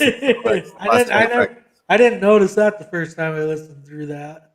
Looking to look at the green Highmore sign. Mm-hmm. I'm walking and looking to try and see that sign to make sure that's and then I the first interview turn around. What was that? So, but in the first interview, it was the pure sign. Yeah. Well, that was when he was still in his car, but now he hit somebody. He's trying to see which town he just passed, and he's walking towards the Highmore sign, which is also where the body. Is. Okay, that makes more sense. Okay, but which let's be honest, dude. You don't need to walk towards the sign to know where you were. Like he's driven that road hundreds of times because Highmore is on the way to Pierre. Like he knows where he is. Yeah. He knows where he is. He They doesn't. later make a point where they say, like, in order to read the sign, you would have had to walk past, like, directly past, I think it was either the flashlight or the body, just to read the sign. Right, because the body's on the passenger side of the vehicle, right? Yeah, it's on the right side of the road, I think. And like I mentioned, signs are on the right side of the road. Yeah, so he's looking across the street at the sign while he's walking.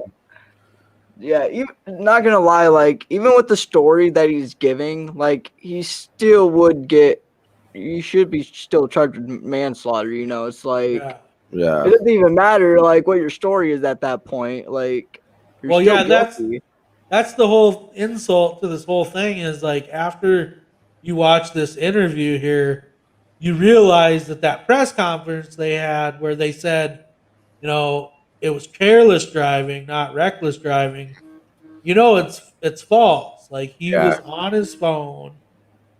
He was reckless driving. Right. Mm-hmm. And it's still manslaughter. Yeah. To make sure that's and then I turn around and I'm looking into the ditch. So I don't know exactly where I turned around and saw him. Oh! I didn't see him. I did not see him. So it was 400 and some steps from your car towards. I didn't see him. Okay. Yeah. Well, I might have walked by him, but I didn't see him. But you also had to walk by the light. That's the really confusing part. I might have walked. And the light's still on, and his flashlight's lit up and glowing. Yeah, it's not in the grass deep. I mean, it's on the very edge of the grass. So I mean, it's like right on the edge of the grass. There's a couple blades of grass here, but this is all. I don't know where open. I don't know where my steps were. I turned around. I did not see those things. I did not see him until the next day. So we also walked back to the Highmore sign to see how close you have to get to see it. Okay. And I have 2015 and 2020, so I have pretty good vision. Right. And you had to go by. There was no question about it in order to read that sign. Well, I mean, from what you're telling me, I'm not disputing that I went by, but I didn't see him at all. I did not see him until the next day. And I did not know about the glasses until you told me. Let's look at it this way. Did you see something and just didn't pay any attention? No.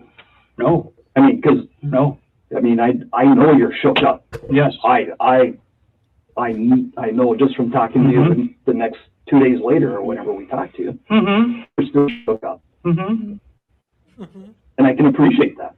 Again, and it's like, so in light of that, I'm saying, did you just maybe not pay attention when you walked by? Or, I mean, I was just scanning. I did not see him. I mean, I'm scanning, but I didn't, it's a camera light. It's not great either. But if you're looking for a deer, you'd be looking at the ground. You're looking at the ground, aren't you? Wouldn't you look at the ground? Yeah, for those listening and not watching the video, he's motioning that he's scanning the sky with his phone to see what he hit. And the investigators are like, "Why would you be? Why aren't you looking at the ground? What's up, bro? Right. You sure you weren't drunk? You sure you weren't drunk that night?" I looked both. I kind of did. I mean, I don't know where my hand went exactly. But I did that's not impossible to know. Right. We get that. But I did not see him.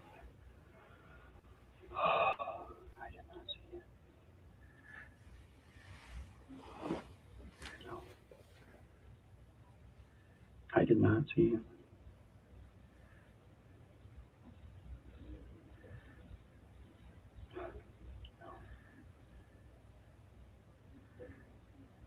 I don't know what else to tell you. You know what, Jason? If I'd have an easier time believing this. He still had clothes on because he had. Yeah, I saw him in a blue shirt. Yeah, a dark shirt and jeans. But I didn't look. We didn't look at him real close the next morning either. Oh, when I found either. He just said either. Yeah, dude. There's so much. Like, if this was any one of us, they would have just clipped those two things out. We'd be going or vehicular Dude, homicide. we gotta save those time yeah. clips and clip that and put that in an article. Yeah. That's I mean, you can slip up once or twice in an interview, but when it's I mean, you have slipped up more than a few times, honestly. Oh man, that you actually did see the body. Yeah, and I didn't notice that like the first 2 times I listened to it, but then I listened to Daryl's podcast, the Dakota Hustler podcast, and he went over this on his second episode on that, and I was like, oh my god, he does say either. Everything happens so fast that if you don't watch it a few times, you don't absorb everything that happens in this interview. I found him the next morning. I did not see him that night. No, I did not.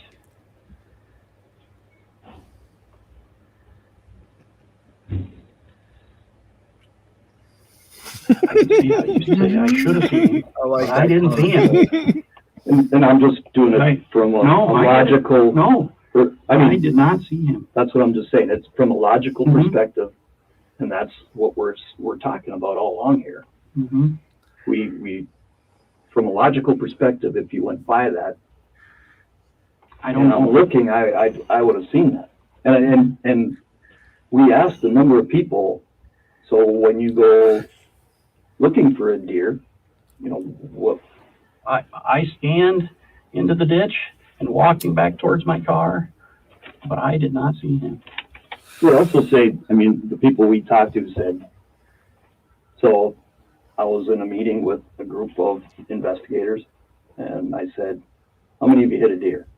Every single one in that room. And there was 9. Right. I said, how many of you did not know you hit a deer?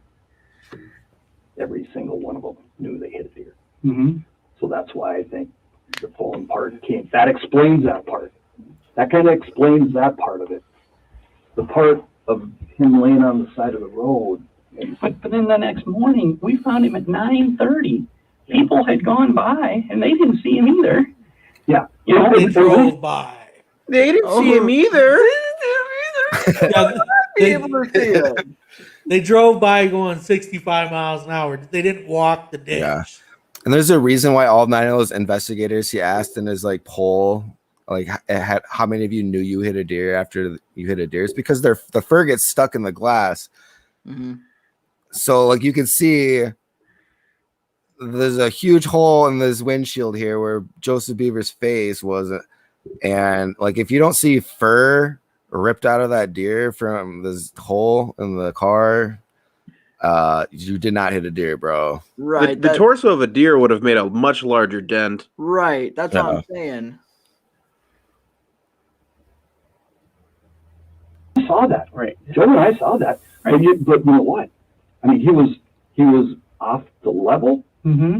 But as long as you were on from the fog line over, you could see his body. You could see the white. But if you were walking down the center of the road, which I'm thinking if you just hit something, you're not going to walk down the middle of the road because those cars come along pretty fast, and you didn't want to be a statistic either. But I don't remember any cars coming when I was there until the sheriff came. I did not see him. So nobody stopped by to see if you were needed help or anything. Nope. I called 911 and the sheriff came. That's the only. So those are the only 2 that went by that I don't. That you noticed. When the sheriff came, I kind of, like I said, I'm looking at the car. He's on my side. I don't remember anybody going past then, but up to that point, nobody had come. Obviously shows you were also on your phone. Responsibility of the sheriff. Right? Yeah. Well, you were calling. We talked kind of reminds me of Bill Clinton when he was denying the Monica Lewinsky allegation. No, but it's just hilarious because it's just dude, he's been lying for how long? What's the timestamp right now? I did not see him in the ditch. It's at 1 hour and 30 minutes right now. And they're giving you the evidence. A common man, even a sheriff, they're supposed to investigate around the whole vehicle. That body's only 2 feet away, dude. Just yeah. you know you're lying. Why are you trying to try to make it last as long as even the investigators, the interrogators are saying, it's like, we know you're lying. Dude, just talk to us. But what's amazing is after all this lying, he never got charged with anything more serious. Yeah.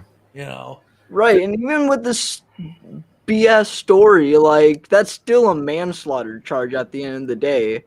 At one, you're distracted. That's careless or reckless driving.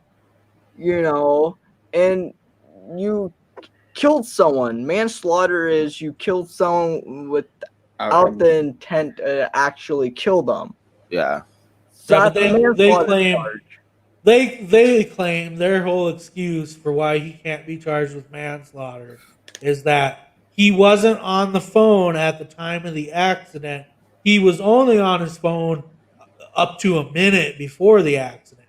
Yeah. But like I said, we watched this interview, and that's pretty contradictory. And even if you try to claim that he wasn't on the phone for the last minute, you don't know. Yeah. You know what I mean? If he wasn't on the phone, then he was looking at looking at the road, he would have seen, a silhouette of a figure holding a flashlight. Yeah. Mm. Yeah. I mean, wouldn't have been on the side of the road either. How blind could you be to not see that? So he had to have been on his phone.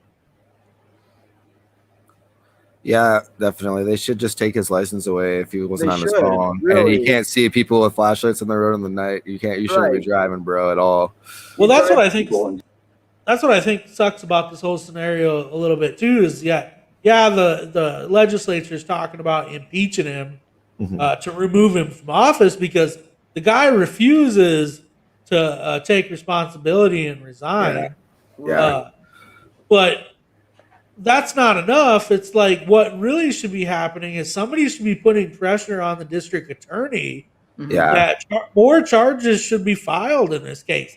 I'm not going to be satisfied just because he loses his job. Yeah. You know what I mean? Yeah. Right. I want him to see the same charges any one of us would be facing if we ran somebody over in the middle of the night while we were texting and driving and then lied about it over and over and over. If it was me, I would still be in jail to this day. Mm-hmm. It's ridiculous. We can't afford bond. Saying, I just got in a crash. On the way home. Well, that's on the way home. Yes. Okay. After I got the sheriff's. No. Yes. Okay. I didn't call until the sheriff sent them text messages with the photos and, hey, I got into an accident. I'm okay. Car not so good. That was during that time, right? Well, I took the photo. Mm-hmm. And then the sheriff comes. I don't think I send it until I leave the sheriff. I don't think I call anyone until I'm going down the road again. And that's when you send the text messages to Nadvig and Borman? So you were on your phone again right after you freaking killed a guy. Yep. You literally just said I didn't think I sent any text till I got on the road again. Yep. Wow, dude. I know. Goodness gracious. I mean, this guy should write a book. I just want to get How to Get Away with Murder by Jason Rounsberg. Yeah. They should make one of those educational videos of just Rounsberg would be the perfect candidate of what not to do while driving. Because he is breaking all the rules even in his story. Yeah. If you hit something, the damage is 2 feet away from the body. If you hit something, you're checking the damage, and if you're that blind, you should not be driving whatsoever. And because where was the I remember he was coming from a convention, or what was it exactly he was coming from? He was coming from a fundraiser for the Republican Party up in Redfield. Okay. At a bar, called the Rooster Bar and Grill, I believe. So why can't they just pull up his transaction record from the restaurant? Mm-hmm. Well, they did ask apparently the waitress and everything, and did they? They didn't bring up that she said anything about him drinking. Otherwise, I'm pretty sure they would have brought it up in this interview. Yeah, that's just the whole thing is just too fishy. Yeah. Right. I did not see him the night before. Absolutely not. I did not see him until I discovered him the next day and got Tim, got the sheriff.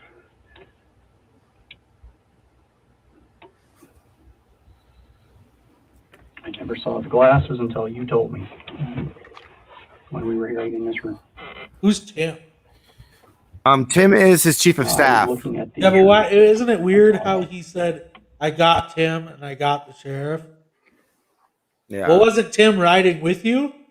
Well, this is the next day. He's saying like when he found the body. Yeah, but that's my point. The next day he was supposed to be riding back. Yeah, or with his chief of staff. Yeah, with his chief of staff to give the car back. So his chief of staff was with him when he found the body. So when he's saying, "Hey, come here, Tim. Yeah, look at this." Oh. Yeah. Yeah. I mean, you have to give us a little something here, Jason. Okay. Initially, you were driving down the middle of the road. We know that's not true. You were 10 and 2 driving, and you didn't see this guy walking down the middle of the road. We know that's not true. Jason, you're a good guy. You're not used to being in this pickle. I am a good guy, yes. I agree. You're not used to this.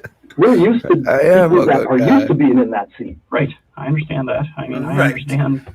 I think so that's why we're. What was that? You understand. I think stormtroopers were also saying, "I'm the good guy." Not second guessing that at all. What I'm saying is, if you look at it from our perspective, I get it. They were just trying to bring order to the galaxy. Yeah. I wasn't talking about those stormtroopers. In fact, some people would call you a liar. I am not. Order to Europe. Some people. I'm not calling you a liar. I'm saying there's some mistakes made here, though. You would have to agree with that. I don't know what I'd have done differently. I did not. I believed I was in the road. Look out the windshield when you're driving. Yeah. Not play on your phone. Don't murder someone. Yeah. Stay off Democratic blogs. And I didn't. Don't read articles about Joe Biden while driving at 10 o'clock at night. Right. It pains me tremendously to hear that his face went through the windshield. But I didn't look over. I was trying to stay alive myself at that point and get over. And I looked at the car and I didn't blood. So I've been thinking to myself, if his face went through, it had to be blood everywhere. Would have been on the car because you got more skin here. Actually, that's not true because I believe he was dead on impact. Right. The second you hit him, he was dead. His heart's not working anymore. He is dead. So it's not pumping anymore. It's just sitting there. Okay, well, I didn't know that. I mean, but that's how I was envisioning it. And I was thinking the back of his head, and I'm trying to clarify it for you as well. Right. Well, that's it, because I would obviously like to know what the, how he rode the car and where he ended up and everything. It never made sense to me. And I figured it had to be the back of his head, and hair doesn't have the capillaries and everything your face has to spread blood, because there's no blood that I saw in the car or even on the outside of the car when we looked at it. But it is a red car. That's it. It's a red car, and it is dark. Yeah. The people have been like, "Oh, there was blood on the road." Well, how do you tell that it's blood on the road versus washer fluid or it's just the road? I mean, it's dark. Yeah, and that's super dark, and I'm not expecting to have a person walking down the road or the shoulder even at that time of night or day. It only makes sense that it was a deer to me. Going back to the deer, huh? Going back to the deer. The other maybe it was a shapeshifter. Question that he said he was trying to stay alive at that point too, but watching this, it's clear that his career is dead now. Literally, yeah. That's what he's trying to keep alive. Exactly, and it's doing a terrible job. Yeah. I mean, it's kind of funny, it's like You know, it's just how can you like I said, he's been trying to drag it along for so long to where it's just like it's almost sounds like he's going on loop at this point, you know. And it's like you're showing him all this evidence, like why couldn't you see this? And then he just goes on loop again, and it's just like it's like I would if I were them, honestly, I would just ask him. It's just like, you know, if you were to check the damage, like wouldn't you at least see something? Like, did you at least check the damage? Like, you know, it's just like because that's 2 feet away. It's like you have to see something, especially with the flashlight on in the middle of freaking night when it's pitch black. You have to see something. That he didn't see anything. Like, I can't believe the state's attorney is believing him at his word, like everything he's saying, even after his story has been changing. There's a bunch of bull. But there's another good part coming up here in like 3 minutes or so. So I'll keep playing for that.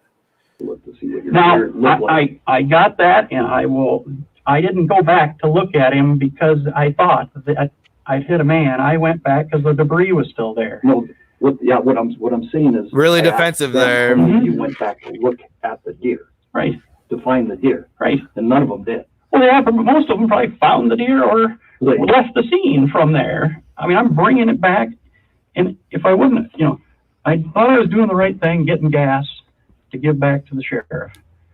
And I said, well, let's look for, you know, the deer. You know, I was just curious of how did it play out. It just felt like a thunderbolt hit my car, you know. And where did he go? Maybe he went to the other side. I didn't know. And I was kind of trying to put my mind at ease of how did this happen? But I guess to my credit, you know, I'm also like, well, if I didn't find him, how long would he have laid there? You know? Oh my God. To my credit. If I didn't find him, how long would he have laid there? Man. I told the sheriff, and the sheriff was surprised. The sheriff's on the scene at least twice, and so is the tow truck driver. And none of them thought it was suspicious that it was not a deer. I guess I wasn't there when the tow truck driver was there, though. So what he saw. Jump up and down and tell the sheriff, hey. I mean, the car was gone. Right. What was that? Did somebody say something? He was speaking for the tow truck driver, but he himself was not there when the tow truck driver was there. Yeah, getting confusing on who was there when the tow truck driver showed up. Because he said that he left before the tow truck driver earlier in the interview before we started playing it. So I think that's why I jumped to be like, wait, I gotta correct myself. I'm contradicting myself again for like the 6th time. You're like, God damn it, I did it again. You were gone. Tow truck guy is gone. Right. But we tracked everybody. I mean, we're tracking. I would think so. Yes, absolutely. We're not leaving anything uncovered. Well, I get it that I get strict scrutiny because of who I am. Yeah. You know? Well, I think this would happen no matter what. Because I think your guys would be sitting in these chairs if it was somebody else. And I think you know that. I did not see him the night before. I did not find him until the next day.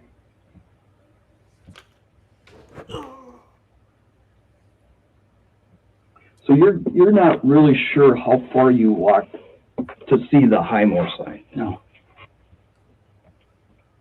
I walked back in that easterly direction towards the sign until I could see that enough that I could tell it was Highmore, the sign. Okay. Do you remember walking by a marker? A road marker? Just one of the yellow X's that they put on a post? Like on a white, no, it's just on a regular post, I guess. No. You don't remember seeing that at all? I'm looking off to that direction, to the east, to the right. That's where the sign's at, on that side of the road. And I don't know how far I walked to see that. You know. You know, and you know, without, I mean, that part of it I get. That part of it. Because I'm also looking at the town, you know, to, Yeah, it's, you know, you're just putting two and two together of where am I? yeah, where you're at. Right. So, I mean, arguably, but the flashlight on the side of the road, that's a really, I don't know why. that's going to be a hard one to stomach. I didn't see anything. I didn't see a flashlight. I didn't see a man. But you did see your debris on the road, which was one bigger chunk, I think you described it. Right, yep. Was there more than that you saw on the road? It actually wasn't on the road, it was on the shoulder, right? Mm-hmm.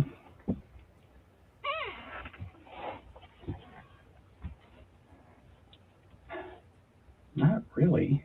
I mean, if it, think about that. I remember seeing that chunk.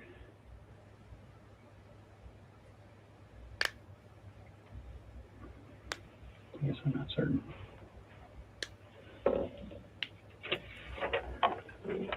So part of the Tim being on the other side of the road. No, Tim's on the same side of the road with me. I mean, so you turn, And he's going that way, but you were gonna go over there next. We went to Highmore first. Yep. I got gas, he parked and waited. Okay.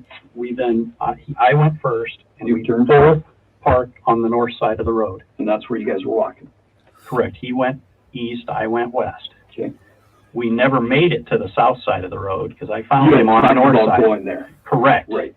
Yes. But then. We didn't need to go to the south side because I found him on the north side. Yeah. So, I mean, with your car, with the damage that it has, I mean, and your car's around it, obviously, this is aware. Right.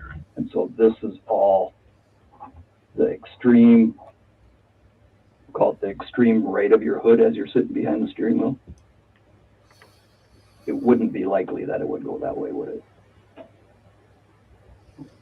Anything that you hit on this side, No. it's not likely that it's gonna go to the north side. No, It's I mean, gonna I stay- just thought. Or south side, it's gonna stay on the north side.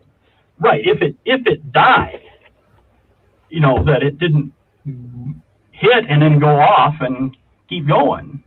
I didn't think so, but I didn't check the south side of the road. Yeah, you didn't get to that. I didn't get to that. I thought, let's start on the north side, because maybe he's dead and he's back farther towards the bean field or whatever that is. You know, maybe he glanced and went that way farther back out there. It's a bean field, but you don't know half anything. But maybe, you know, Did you see the mirror on the door here? Did you see that was broken? Yes. Okay.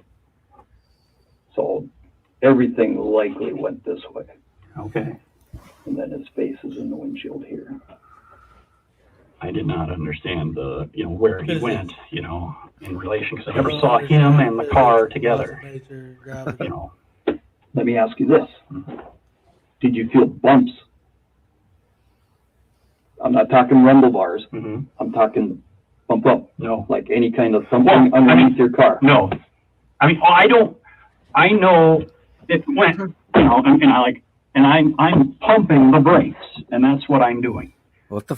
I didn't know what the shock was. Okay. I mean, I just want to point out that it wasn't snowy at this time. This was in September. So there's no reason to pump the brakes. And if you have ABS, you're not supposed to pump the brakes anyways. Exactly. That's literally for old ass cars. What is he driving? He was driving a brand new, I think I don't know. What was a brand new the damage car? Yeah, it was a newer car. Goodness. What the impact was, I was just literally trying to stay alive myself and get to the side of the road. So pumping. I feared for my life. Changes how ABS works. Uh-huh. ABS is designed, you power it. Right. You push it down, you don't pump it. Not like the old cars that I would be used to back in my day. Right. It's like if you start to skid or you're trying to stop and skidding's happening, you pump the brakes. Mm-hmm. With these, you slam on the brakes. I remember hitting it and letting off, hitting it, letting off, hitting it. I don't know if it was 3 or 4 times, but I know I did not just slam it. And that might modern make brakes, sense for how far you went ahead of. Right, because I didn't continue. You're just kind of skirt. If you just slam on them, you'll stop like almost instantaneously, as long as the brakes aren't worn. And if you it's hit a brand new car, so the brakes wouldn't be worn. Right. Yeah. Like, and even if you were supposedly hit a deer, you're not gonna like pump your brakes multiple times. You're gonna go to a complete stop if you hit anything, freaking big like a deer. So why are you skirting your brakes? Like, it's winter time. There's no need for that. Yeah. Cole Thompson said it was a 2014 Taurus. Even that, that's still, not new, but Well, they say he goes on this route like hundreds of times. So is it the same car every time? Or how long has he had the car? I'm not sure. I know he has a government car and a personal car, and this is his personal car. You know how those government cars are. They're kind of old, not the greatest. Not usually. Right. Government cars are like brand new leases. Yeah. Yeah. Depends. Oh, yeah. Post office cars. You didn't. Well, we're talking about like elected officials getting their okay. own lease right. car, not those 80s, postal trucks that literally GM built because they put in a bid. I feel, yeah, you're probably right on that. You didn't dynamite the brakes to stop right away, because I guess I'd always heard if you're in an accident, you slam it, you could spin yourself or go in the ditch or roll or something. Yeah, on ice, I asshole. guess I knew. Yeah, that's why they invented ABS brakes, but not decades ago. I would guess. And then I hit a couple times. Okay. And I guess I'm wondering if you're feeling the bumps or even the rumble bars. Because I thought I hit. I heard the rumble bars. Yes, once I started applying the brakes. I don't remember any rumble bars prior to the brakes. Yeah. So prior to stepping on the brakes, you don't remember the rumble bars at all. No rumble bars. You didn't feel rumble bars or nothing. This guy should not be on the road. No.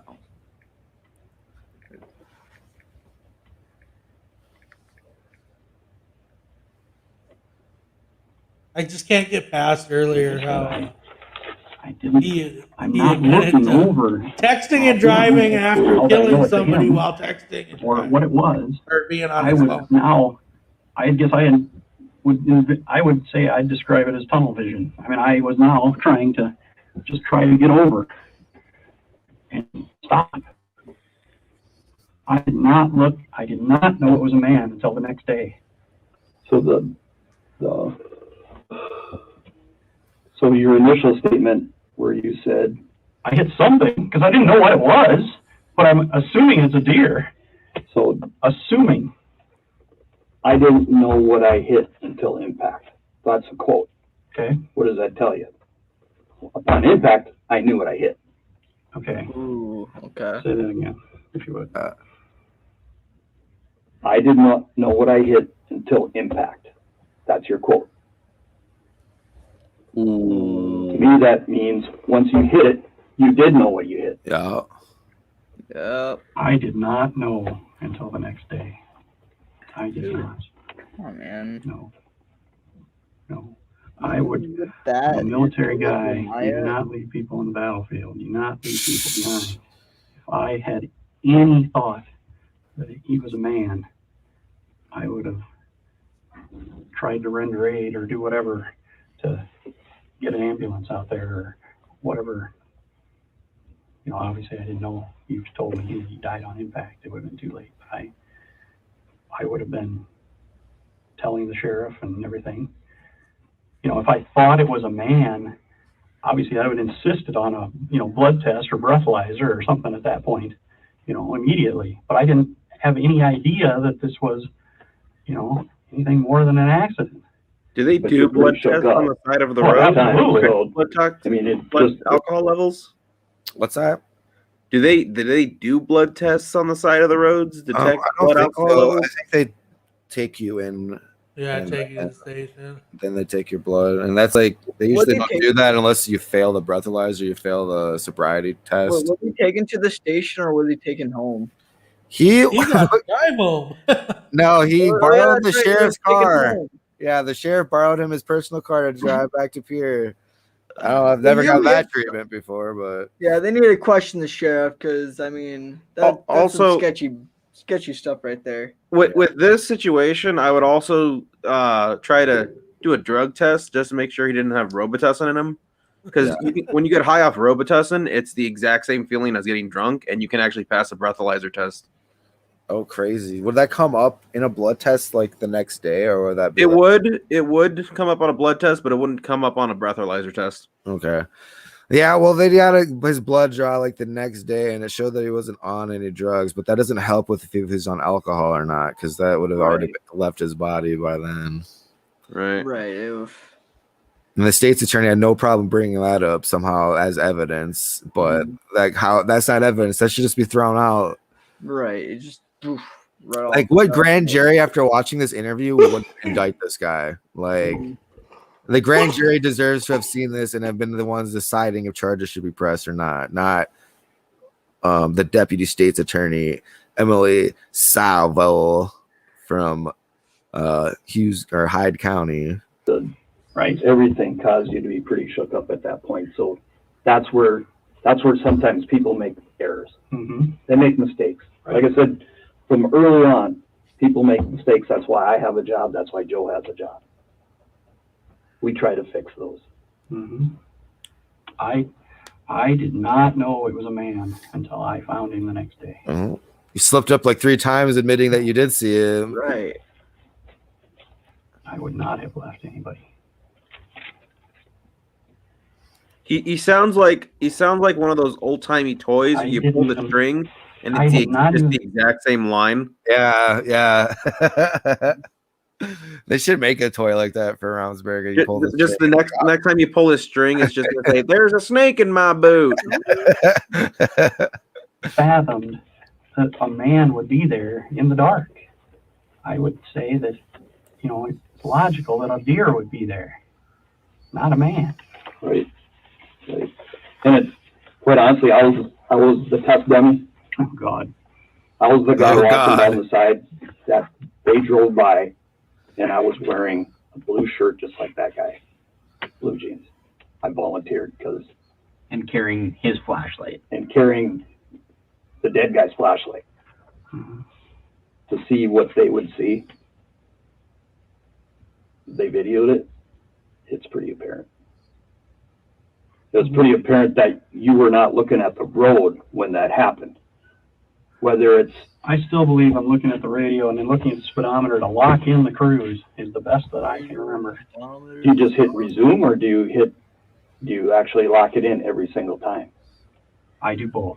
It depends on if it catches or not, the resume, because sometimes it won't. Like if you take it off, you hit the brake and it comes down, it sometimes won't lock it back in. Sometimes you have to put it in to hit resume, to on, like doesn't catch or something. Right, yeah, like that. Right. It'll come off of, and you got to do it over again, basically. And that's what I'm looking at. Mm-hmm. I know it, and I know how some of this looks, but I did not see a man until the next day. Absolutely. And then when you told me the glasses, obviously that made me think, are they his? After I left here, but I didn't know, Yeah. But I did not see that. Okay. I got a question. Okay. I mean, if he saw the flashlight, like after he got out of the car, why would he still think it's a deer? No, he's saying he didn't see the flashlight supposedly, but they're basically saying like, dude, the flashlight was like a beacon in the middle of the night. You walked past the flashlight twice. How did you not see it? And he's denying that he saw it because he knows if he says he saw it, then he's gonna get a hit and run charge. Right. You're right. That would be a hit and run charge. Yeah, he's like covering up evidence from the sheriff, lying that he didn't know what he hit when he knew he hit a person. And then he really should have just been honest the entire time. Yeah. People might have given him sympathy, if he right from the get-go was like, I was on my phone, I effed up, I'm resigning from my position, blah, blah, blah. Yeah. Right, because, people do make mistakes. If any of us were to do it, we'd feel guilty as hell. I mean, we would still have to, face their punishment, unfortunately. But like, people, at the end of the day, they're gonna if you at least be honest and just say, "Hey, I effed up," it's like people will understand. It's just like you still were in the wrong, but it's like everybody's on their phone when driving. There's a lot of people that do it. It's like, it's like hitting the lottery of what he pretty much did. Yeah. It's like the chances of hitting a man while on the phone is a rare, situation. So yeah, I mean, so it's like at least be honest. I mean, I'd have more respect for him if he was to be honest right away than just doing this, because now he's just being childish at this point. It's almost ridiculous. Yeah. And he's wasting taxpayer resources by just denying it. Yeah, for hours on end. And it just annoys me that we're paying this guy over $100,000 a year still. So we paid him $50,000 for this half year that this case has been going on. Oh, yeah. Yeah, and not only that, but like to tie back into how we were talking about the cannabis legislation, earlier, this guy should have resigned 5 months ago when this happened. And what happened was when the lawsuit was filed to try and overturn Amendment A, here he's the Attorney General, and he's one of the people that's supposed to defend the lawsuit, which he's anti-cannabis, and we didn't want him defending the shit anyways. Yeah. Right. Because what I heard originally, like at the start, like his office was going to back Amendment A. And then once the court cases for Roundsburg started to actually happen is when their opposition changed to fight against the bill. So there has to be something fishy going on with that, because originally their office was going to back it up. But, yeah. So they did defend. Like I said, they did defend the lawsuit in the first court case, but then they lost. And then, so once you lose that court case, you can appeal it to the state Supreme Court. Yeah. And Roundsburg refused to appeal that state court decision or to the Supreme Court. So, but again, it's like we didn't want him defending that damn law anyways. Yeah, they were agreeing with the prosecution, or not, was it the prosecution? Plaintiff? Yeah, they're agreeing with the plaintiff on some cases on the point on why they didn't file the lawsuit before we voted on it. They agreed with the plaintiff, and they shouldn't have, because that's not your job. Your job is to defend the amendment. But whatever. I think we talked about that in an earlier episode. So we'll keep going on with the interview here. I looked at the 48 miles to Pier, and I didn't even really think I was getting going yet. I mean, and away you go, and I just got hit by a thunderbolt. That's how that stuff happens so fast, though, Jason, and we know it. Because, I mean, quite frankly, it's not the first time that this has ever happened. Well, yeah. But it's like, we know that you look down, and we know you're on your phone at some point. We know you're putting it, you're telling us you're putting it down. Absolutely. Turning off the radio. Yes. All those things. Yes, because I'm getting rid of distractions. Ooh, not adding to them or having distractions. And here's the 73 seconds of redacted footage for some reason. Well, you told me that you had a search warrant for my car. Yeah, yes. For example, I mean, standard. And so we'll show a lot of stuff. So if you were texting, we'll show it. I was not texting. I mean, you should be able to look at my phone and show that I wasn't texting. If you're answering emails, we'll show it. Right. And so if any of that was going on, let's take care of it now so we don't have to come back and reinvent this thing, Jason. As the best I can remember, I put it down, hit the radio, looked at the speedometer. I don't remember sending any texts, and prior to the crash and the picture and Sure. Sure. which I willingly gave and everything. I mean, And that's my fault to say text. Yep. Any kind of right e-transmission. Right. Whatever it is. Right. And it's like, let's get it all taken care of now, because. Do I look at that stuff? Yes. But I looked at it and I know I put my phone down because I'm gonna think about this case, and I'm getting rid of distractions, not adding to them. Oh, it's getting rid My of. question would be, why would you go into that? You know, he's providing literally that trying to just say for that them he was to take getting phone rid down? of distractions If is you- why he was distracted. Yeah. That's exactly what he's trying to justify in his head. Yeah. I was putting shit away. I was turning down the That's phone. what I do. I I was guess I doing just- this. Uh-huh. Like, you're still being distracted at the end of the day. Yeah, The headlines and fiddling with your radio, like That's still a distraction.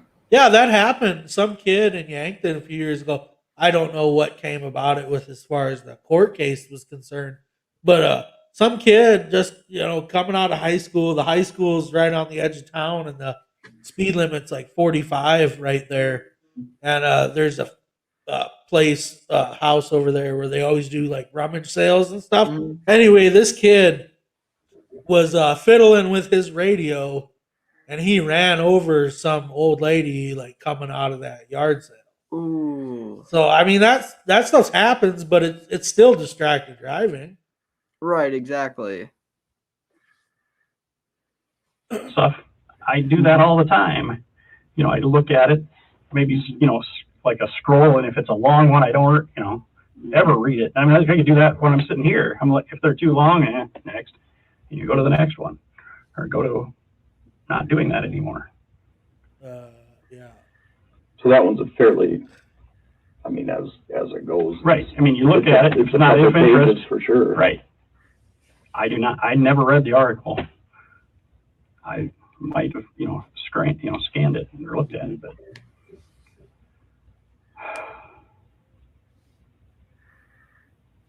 Sounds like you read it then. Yep. So where do we go from here? How long? Classic case. Well, we're still gathering stuff. Mm-hmm. I mean, we wanted to get you up to speed. Mm-hmm. We wanted to, this was your opportunity to straighten things out. Right. Well, I want to help straighten stuff out. Absolutely. So that's why we came in, and, we're quite honestly, I told you my concerns. Mm-hmm. And whether you think they're bogus or not. Oh, I think you're very genuine. It's a hard thing to get past. That's right. So if there's, I never saw there was a man. If there was a logical reason outside of that, we just need to know. We need to know. Let's get this thing behind us. I thought I was in the road.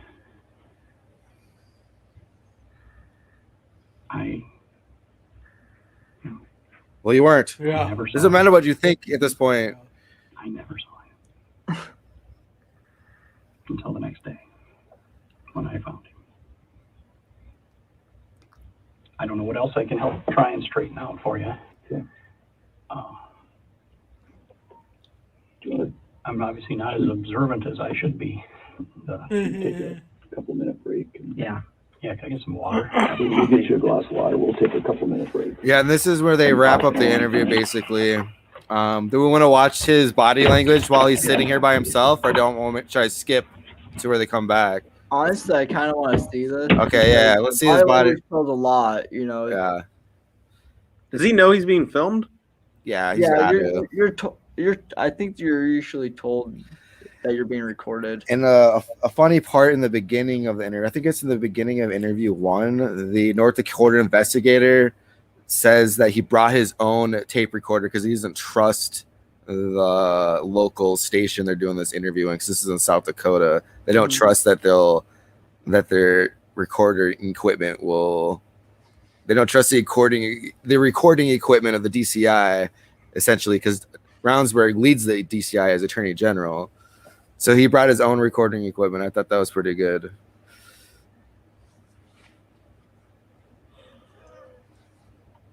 Let's see. He's like, I am so effed right now. He really is. He really is. There's no way out of this, dude. And it's then he knew he fucked up.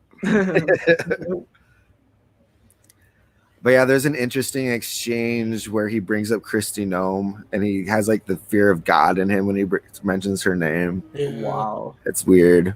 And he also has like a sigh of relief when he finds out that this investigative report is going to go to the Hyde County State's attorney, not anybody else. He's like relieved about that. Oh, thank It even says good. He points at them and says good. He gets excited. He's like, yeah. Like I only get 3 misdemeanors. Yeah, like he knows that that's his last chance, and he knows that he knows them well enough to feel comfortable that they're going to be making the decision. Right. Technically, he's their boss. Like it's a conflict of interest because it's like he's the head prosecutor for the state, essentially the head lawyer, and they are working for their lawyers that work for the state too. Yeah.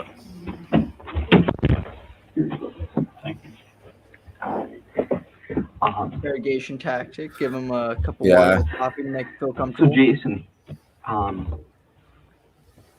to figure out what our other options are to help you out with this too, whether they should have pressed charges or not. So yeah, that would have been. If you were to take a polygraph on this, how would you do? I would pass, except for I've asked my guy to take a polygraph, and I'm a polygraph examiner myself. And so they told me the only concern would be now you know it versus you didn't know it at the time. Mm-hmm.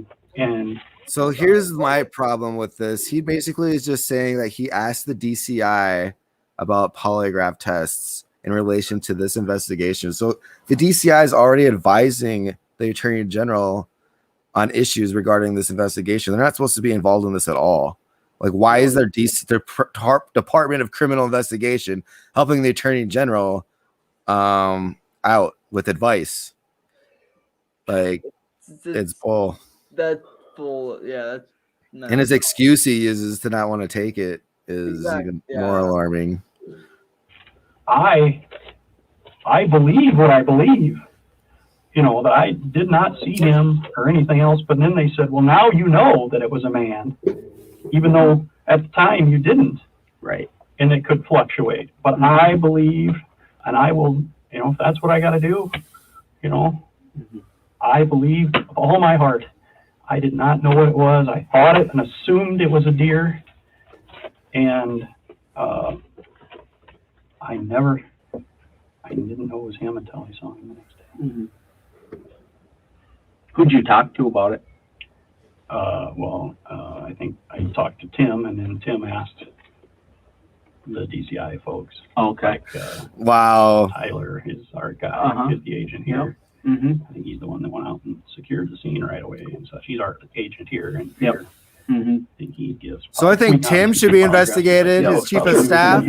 When you hire new agents and such. And the DCI that was helping him. Taking a polygraph or anything. I was curious because I'm very familiar with most of your examiners. Yep.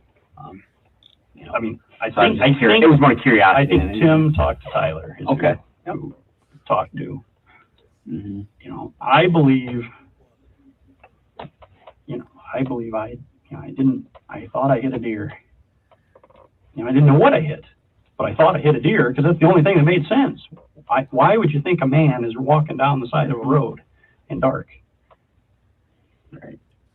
Did you talk to anybody else about any microphone failure. Investigations? Technical difficulties. Like crime scene investigators? No. You said you mentioned it to Tim about that. Right. How about phone forensics, any of that kind of stuff? Well, I asked your guy a little bit, mm-hmm. Cassidy, yep. How it would work. And then he was explaining, because of course, how it is it transmits and such. And I told him about that On My Way app on that phone, because it tracks. If you use it, then you don't get the points and such. But I didn't want it to be transmitting and then that be held against me, or how it slams into the, into the wheel well and such. So talk to Cassidy about that. Yeah, well, I told him about that, I guess, and he said, okay. he says, and it doesn't like it. We put it on airplane mode, and it doesn't like that. No, I suppose for traveling, it's Yeah, it didn't like the, it kept beeping at them. sure. Okay. Anybody else? Did you talk to anybody else about?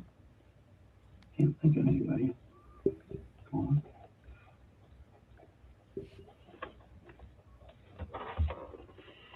Because you guys have your own unit, don't you? Like for cyber crime or phone crap like that. Okay. Yep. Yep. I didn't know if you guys did or if that's something that you guys have. Yep. Now he admits I to guess I asking did ask that. Romer a few questions, just how phones work and how they transmit and such. And who's Romer? He's the head of my ICAC unit. Oh, okay. Out of Rapid City. He was there one day, and I just asked him, well, how do things See, work? this is how why- fast do they transmit? This is why I what think held that against me. he- I explained. Thought he could get away with like lying about being on his phone. Yeah. Because he talked to some dude in the DCI from South Dakota, and this guy must have filled his head full of a bunch of BS. Yeah. I just can't fathom, to be honest, like how. I mean, it's not going to do him any good to admit to the charges or anything. Yeah. But I just can't see how you could sit there and lie about being on your phone when you know they know. Like, they're going to have that data. Like, that's a pretty big lie that you know. They're going to know, Yeah, and let's see. We got about 8 minutes left, so we're almost done with this. Playing this On My Way app again, and such. And he's out of Rapid City? Yeah, he's headquartered out of Rapid City. Okay. So he's like your coordinator for your whole ICAC Yeah, DCI. he's the boss of the ICAC division of Okay. DCI, yes. Okay.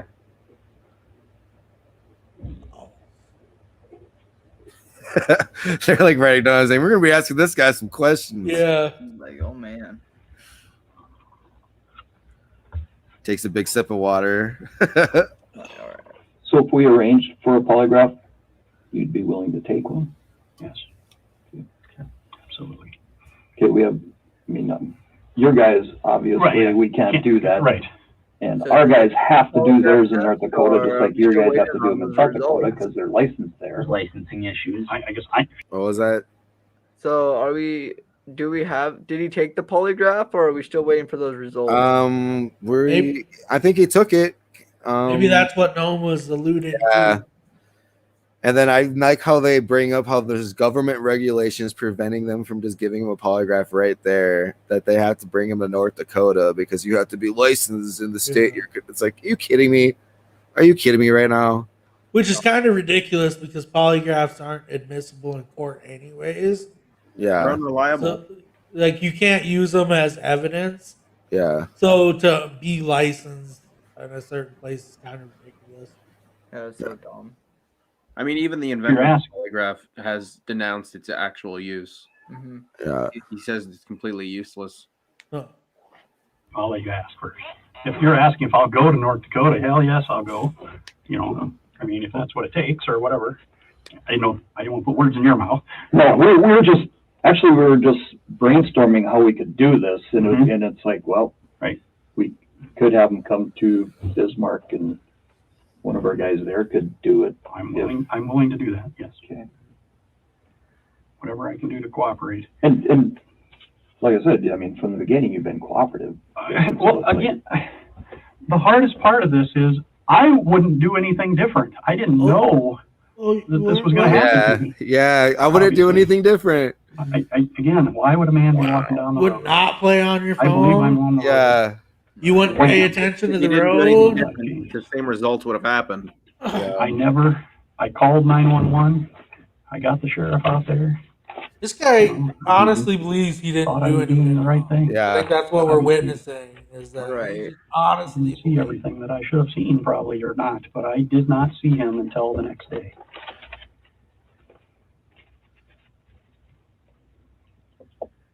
Well, quite frankly, we're going to continue on. Okay. We're going to keep doing our stuff. Like I said, Understand. we got Like, yeah, we've been spending a lot of time. And that's because we want to do a thorough job. We don't want anything. How about, so do you have any, obviously now we got to set this up and such to go up there and everything, but do you have any kind of time estimate before you'll do your report?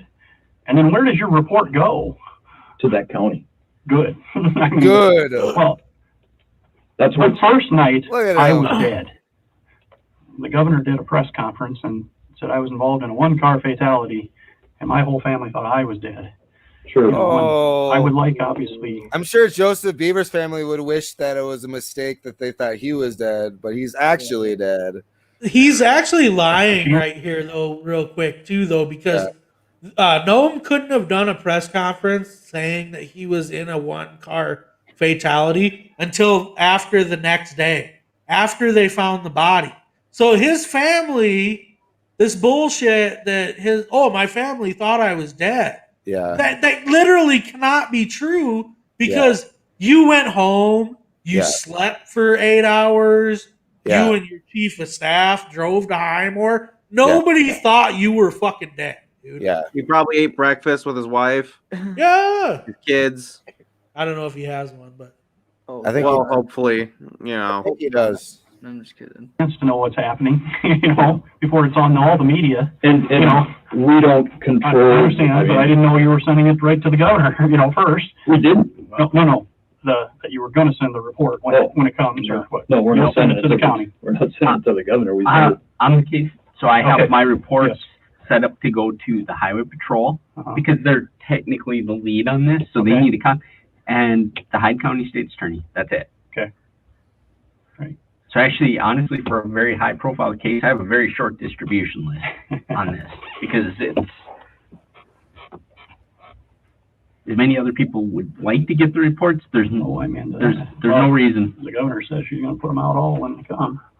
Ooh. Yeah, sorry. Right. I know. No, I just So there was I'm not going to stop. Can you tell? What's that, Greg?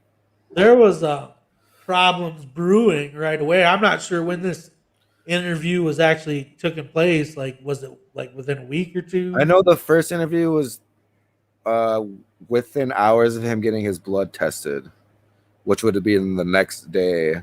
I'm not sure when the second interview took place. It seems like they ran a bunch of tests and they had a bunch of evidence collected by the time this happened. So I'm assuming that was a couple of weeks later. I just think that's crazy that he was real worried, and then he said, "Well, Noam's gonna plaster this all over the news and this and that." Yeah. So, yeah, this is kind of crazy, to be honest. Tell me, like, is investigate that state plane, Roundsburg. Can you? I'll tell you.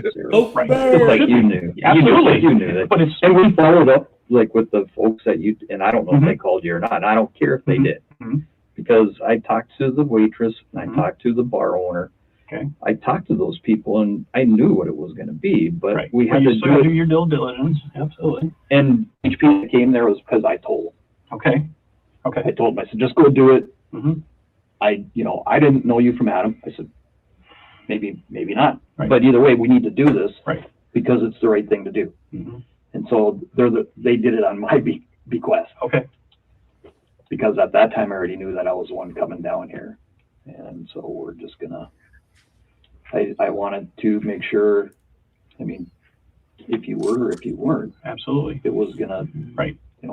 Granted it's a little late, but it's better than nothing. If we didn't do it, right, then public perception would have been that you were completely annihilated out there driving. Well, that's what they said anyway. Yeah. But I did not have any alcohol. How about, can you tell me if his toxicology's come back? We don't have any of that yet. He asks if his toxicology has come back. The victim. Trying to blame the victim. Yeah. Right. So, and how about the accident reconstructionist expert out of Wyoming?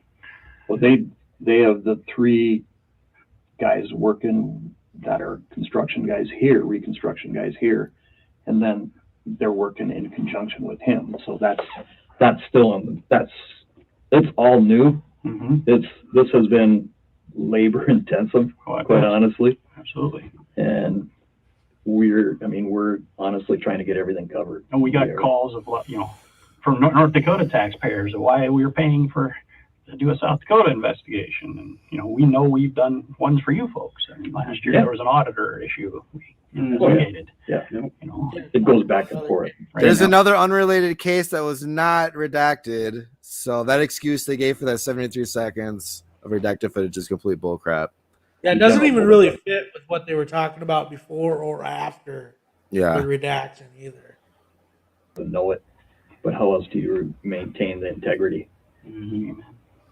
So we just do it, and generally it's not advertised as widely as this is, but I think they wanted to make sure that it wasn't, as one of the cousins said, another big cover-up. Right. Oh, well, yes. I don't say anything. Yeah, so that's that. Any other questions? I have nothing. I don't have anything at this point, Jason. I appreciate you coming in. Just thank you for all your cooperation. Yeah. We do appreciate it. We hate to be the bearer of bad news, but it is what it is, and we look at what we're doing and what we're seeing as evidence. That's the best we can do. I did not know it was a man until the next day. I'll go to my grave saying that. It shouldn't matter. You were on your phone. Like, who gives a shit if you even didn't see it? All right. We'll work on that angle, and we have the prosecutor in the loop too. Okay. So we'll just keep going forward and Yeah, I want to know what their recommendations were. Thank you. Prosecutor. Charge him, not to charge him. I hope you didn't just turn over a bunch of paperwork saying, here's our investigation. It's up to you now what you want to do with it. Exactly. So, I think the North Dakota investigators did a good job. I think the state's attorney did a crap job. I just want to thank again Austin and Chandler for coming on. Do you guys want to have anything else to say before we go? Well, any final words or anything to plug or anything? Honestly, I hope Kristi Noem does the right thing and proceeds with impeaching Roundsburg, because obviously you can tell throughout the whole time he was lying. But like I said, the convention is going to be March 10th for the Libertarian Party. March 20th. March 20th. Correct. And you guys going to be there? Me and Chandler plan on being there. Awesome. Hopefully we can get the nomination. Well, we don't vote on that till next. When is that anyway? That's the 2022 convention, so you have a year, to get all prepared for that. Church for that by chance. Were you guys planning on petitioning, or were you guys just going to try to get the nomination at convention? Honestly, my opinion with the whole thing, I'd like to get signatures. Yeah. But at the same time, I just don't want to get signatures just to be automatically on the ballot. I want to make sure everybody else in the party, is okay with the idea of me and Chandler being on the ballot. Right. I just don't want to force it down people. It's like, there would be a primary if somebody else got signatures too. Then we'd vote on which one of you. Oh, really? Would they still? It sounds like there's a couple other people that are possibly interested in running. Like if you get 50 signatures and nobody else does, then it's automatic. But if other people get 50 signatures, then we vote in a primary. We all get mailed something and. No, you go. It's like an election. It's okay, yeah. So you go vote. Okay. So that actually gives more voters the opportunity to vote, because, at a convention, there's 2,500 libertarians in South Dakota, but we won't get 2,500 people to show up to our convention. Yeah. So it actually contested primaries are actually a good thing too, because it gives you exposure prior to the November election too. Right. And they say that if you can get somebody to vote for you in a primary, then they are likely to vote for you in the general election. And the Libertarian Party does allow independents to vote in our primaries. Oh, nice. Yeah. Okay. Yeah. So the March 20th convention is going to be my first convention, so I'm definitely March 20th, Sioux Falls. I'll be at the Clubhouse Hotel and Suites. And thanks again for you guys for coming on. Thank you for having us. It's a pleasure. This is my first ever interview, so it's a little nervous. Hopefully you got good practice. I did not. I was shaky at first, at the beginning, but now I'm pretty relaxed, calmed down. So yeah, I thought you did a great job. It's a good experience. Thank you for letting me on here. Yep, for sure. I'll see you guys at the convention. See you guys there March 20th. Yep. All right. If you like the show, the longest show ever. Please like us on Facebook at the Hedgehog Watchdog. Follow us on Twitter at Hedgehog WDog. We're also a proud member of the Free Speech Media Network. You can check us out there and other great libertarian-oriented podcasts at trovo.live/free speech media. Do you have anything else, Greg, before we close out? Well, Cole said good night, gentlemen. Good night, Cole. But thanks for tuning in, and we'll be back next Sunday at 7 p.m. Central Standard Time. See ya. See ya.